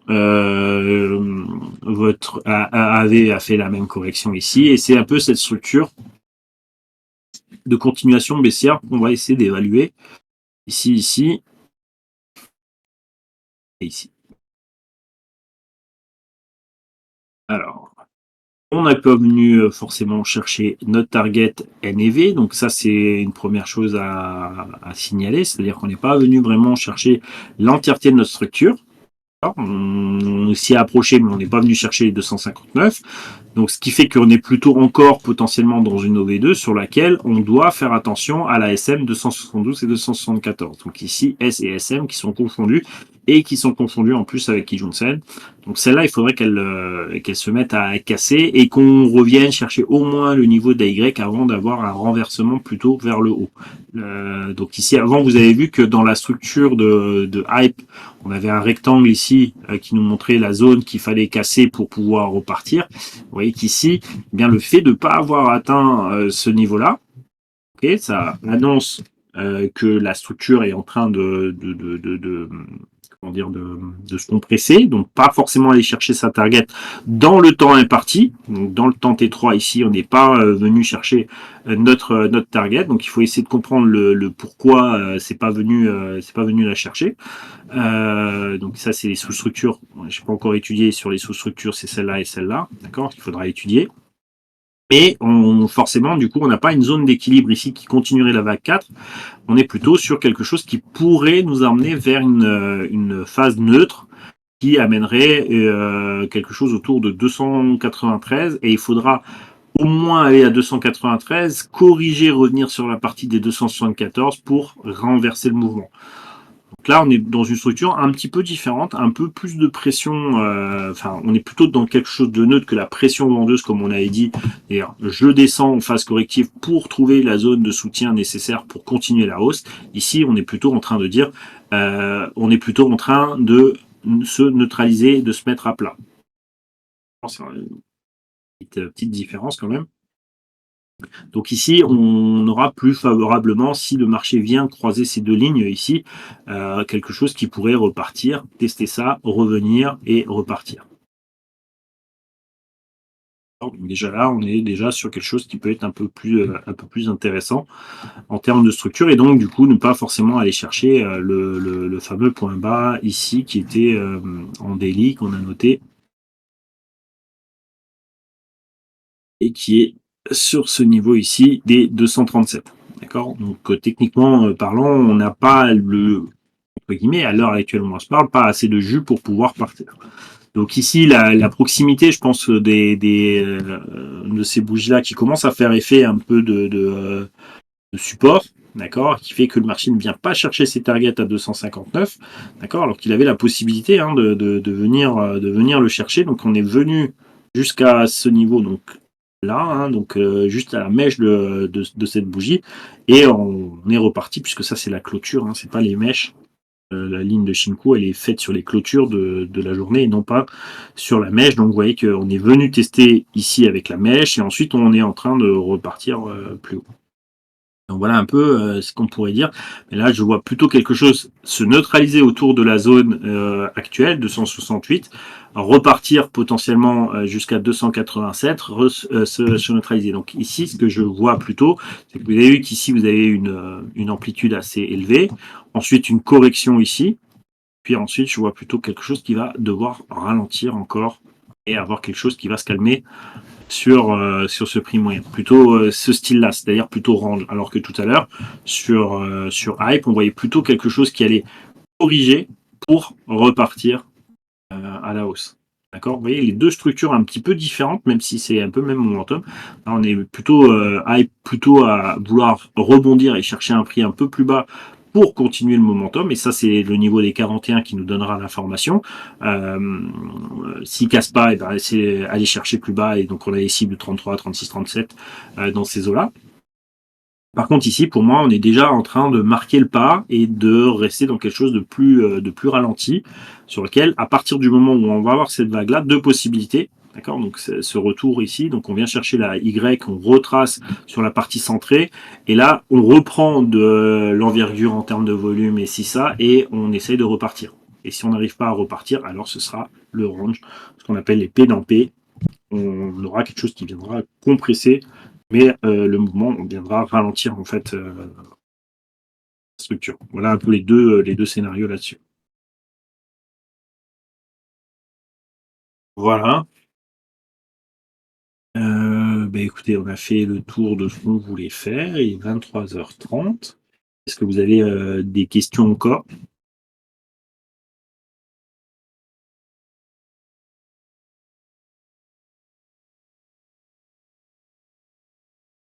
Je vais boire un coup en attendant. Elle me dessèche.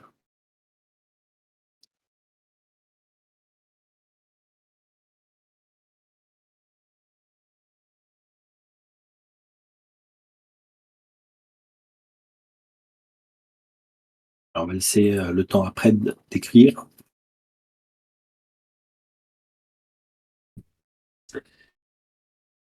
Demandé des coins, mais vu le contexte, je suis passé massivement en stable. Ouais, bah, t'as bien fait, parce que bah, moi, c'est pareil.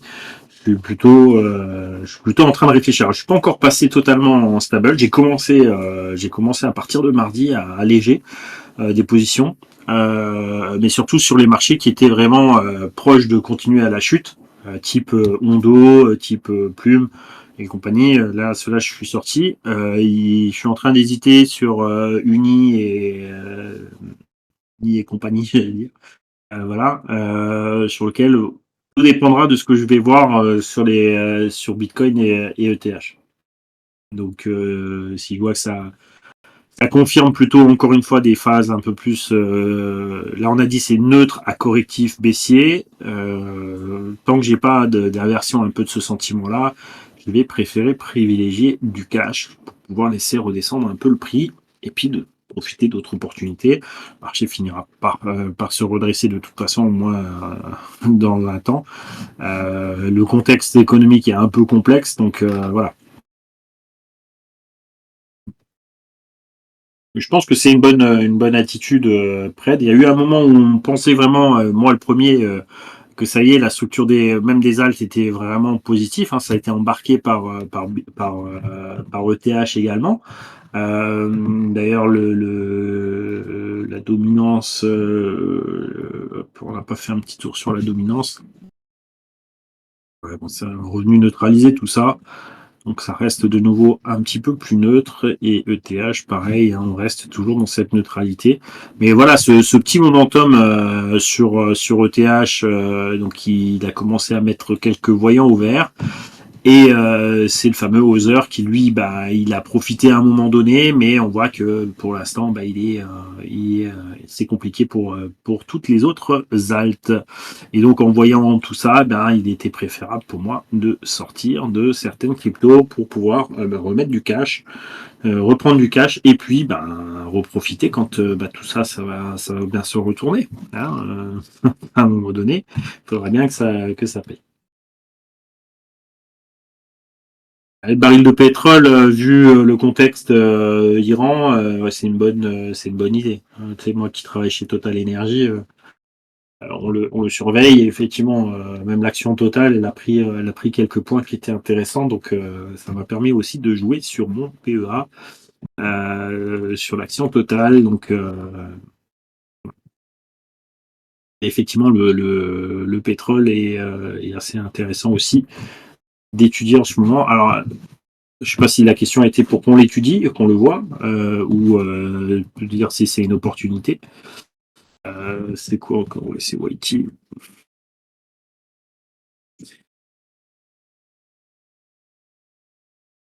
Je vais prendre ça. C'est quoi? C'est WTI? Je crois que c'est crude oil.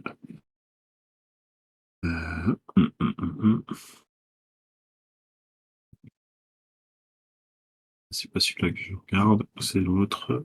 Celui-là, en futur. 71 dollars le baril.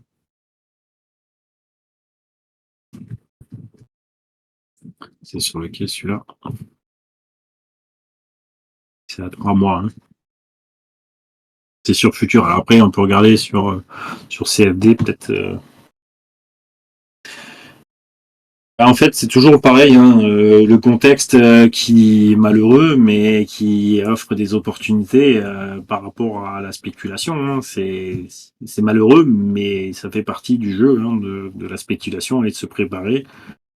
Donc voilà. Donc effectivement, même l'action, je crois, l'action totale, hein, moi que je suis par rapport à mon job, et aussi, elle a permis voilà, de bien repartir à cause de ces problématiques-là. Donc voilà, c'est toujours un peu plus compliqué. Mais bon, ça fait partie du job, hein. Pas trader avec ses sentiments. On le sait, hein. Ni sentiment par rapport au prix du marché ou le sentiment un peu plus général, humain derrière. Sinon, il ne faut pas faire ça. On nous juge déjà assez bien en disant vous créez du vent, c'est de la spéculation ou sur le dos des malheurs. Voilà, on va pas non plus entre nous, on va pas se le dire. Quand on laisse les autres déjà nous dire que quand tu fais de la bourse, quand tu fais du trading, bon ben voilà, on est des méchants garçons. Euh, le détroit d'Ormuz, ça va vraiment être un point névralgique, surtout pour les tensions avec la Russie aussi. Donc, je sais pas si tout fait corps. Je pense que on va pas faire de politique ici parce que c'est pas le lieu. Est-ce que ça créera des opportunités? Forcément. Forcément, ça va créer de la tension. Donc, cette tension sur le pétrole va forcément faire bouger les prix. Mais après, en termes de contexte géopolitique et tout ça, les soutiens iraniens par rapport à tout ça, bah, ils se retrouvent un petit peu bloqués. Je veux dire, que ce soit Chine ou Russie, c'est compliqué de se positionner pro-iranien, même s'ils les ont soutenus pendant très longtemps. Et ce niveau-là, enfin ce port qui se bloquerait, hein, ce détroit qui se bloquerait, ce serait forcément, pour moi, il va forcément y avoir blocage. C'est presque sûr. Et ça bat un peu les cartes. Et bon, il y a au moins eu des dirigeants qui ont été honnêtes et de dire que Israël a fait le boulot des Européens ou des Américains qui, pendant longtemps, ont négocié pour l'armement nucléaire de l'Iran. Hein, enfin, voilà. Dans ce marasme-là, je préfère pas prendre de position, mais tout est cousu, tout est lié, tout est. Voilà, c'est une vaste jeu d'échecs. Après, voilà, c'est pour nous des opportunités ou des problèmes. Hein. Quand les premiers tirs ont été faits, vous avez vu que les bourses sont un peu paniquées, Bitcoin est venu chuter. Puis voilà, hein, donc on a déjà notre job à essayer de trouver des opportunités. Le contexte est vraiment compliqué en ce moment. Les cryptos sont compliqués en ce moment entre les cycles qui sont pas forcément les mêmes. C'est c'est chaud. Alors, je ne veux pas faire de politique ou quoi que ce soit et je préfère rester sur de l'analyse. Bah ouais, je sais. Je sais pas, franchement, je ne vais pas me positionner vraiment là-dessus. Euh, est-ce que les Américains laisseront faire? Est-ce que du coup ça va déclarer? Il suffit que derrière ils frappent sur une base américaine qui est pas loin avec l'Irak et compagnie. Enfin, il y a tellement de choses qui peuvent faire entrer n'importe qui dans n'importe quoi, en sachant que que Trump est aussi fou que tous les autres dirigeants qui sont un peu mouillés dans cette guerre-là. Donc, ouais. Est-ce qu'on pourra arrêter l'embrasement? J'en sais rien, mais ça va piquer. Donc, on verra. Donc, là-dedans, avec tous ces si, bah, nous, il faut qu'on. Je pense que se préserver, de commencer à être légèrement plus cash que qu'investi, ça peut être intéressant. Il y aura forcément des opportunités à des prix hyper intéressants.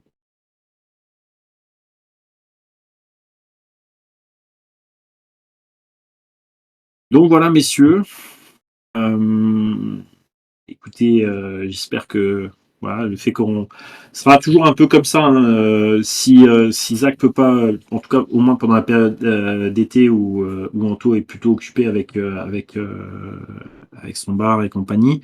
Et si Zach est là, ben on fera sur Twitter. Et si Zach est pas là, ben on fera plutôt comme ça. C'est sûr que c'est pas la même formule que sur Twitter, mais bon, ça reste. L'idée, c'est que ça reste pédagogique et que ça reste utile pour vous, quoi.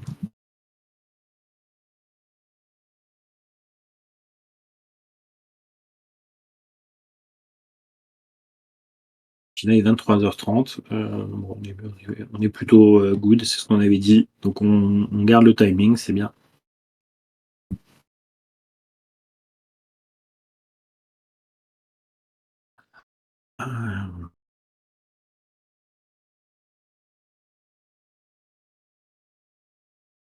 Et pour moi, les RWA, ils ont pris cher, hein, 6, 8. En dos plume. Donc auto, j'ai fait la même stratégie que plume, hein. C'est-à-dire j'ai retiré mes gains, j'ai retiré mon prix à quasi à zéro. Légèrement négatif sur Rondo, mais je préfère sortir les liquidités, puis j'attends pour replacer. J'attends pour replacer, pour voir quand est-ce qu'on pourra replacer un petit peu là-dessus. Mais vraiment, je commence à sortir les. Donc je garde le portefeuille, hein, c'est toujours pareil, mais je sors mes liquidités dessus, je suis en cash. Et dès que j'aurai une opportunité plus intéressante, eh bien, on rentrera. Le cash est préparé déjà pour entrer sur ces positions là-dessus. Uni, j'ai gardé parce qu'Uni, il est bien structuré. Et Avax, on n'a pas fait Avax, tiens, c'est vrai qu'on n'a pas fait Avax. Mais voilà, Avax, c'est un peu plus compliqué en ce moment aussi. Donc bon, voilà, on verra bien. Sur ce, messieurs, eh bien, je vous souhaite une bonne soirée. Merci pour votre attention. Merci pour votre écoute, vos questions. Et à mardi prochain. Allez, ciao, ciao.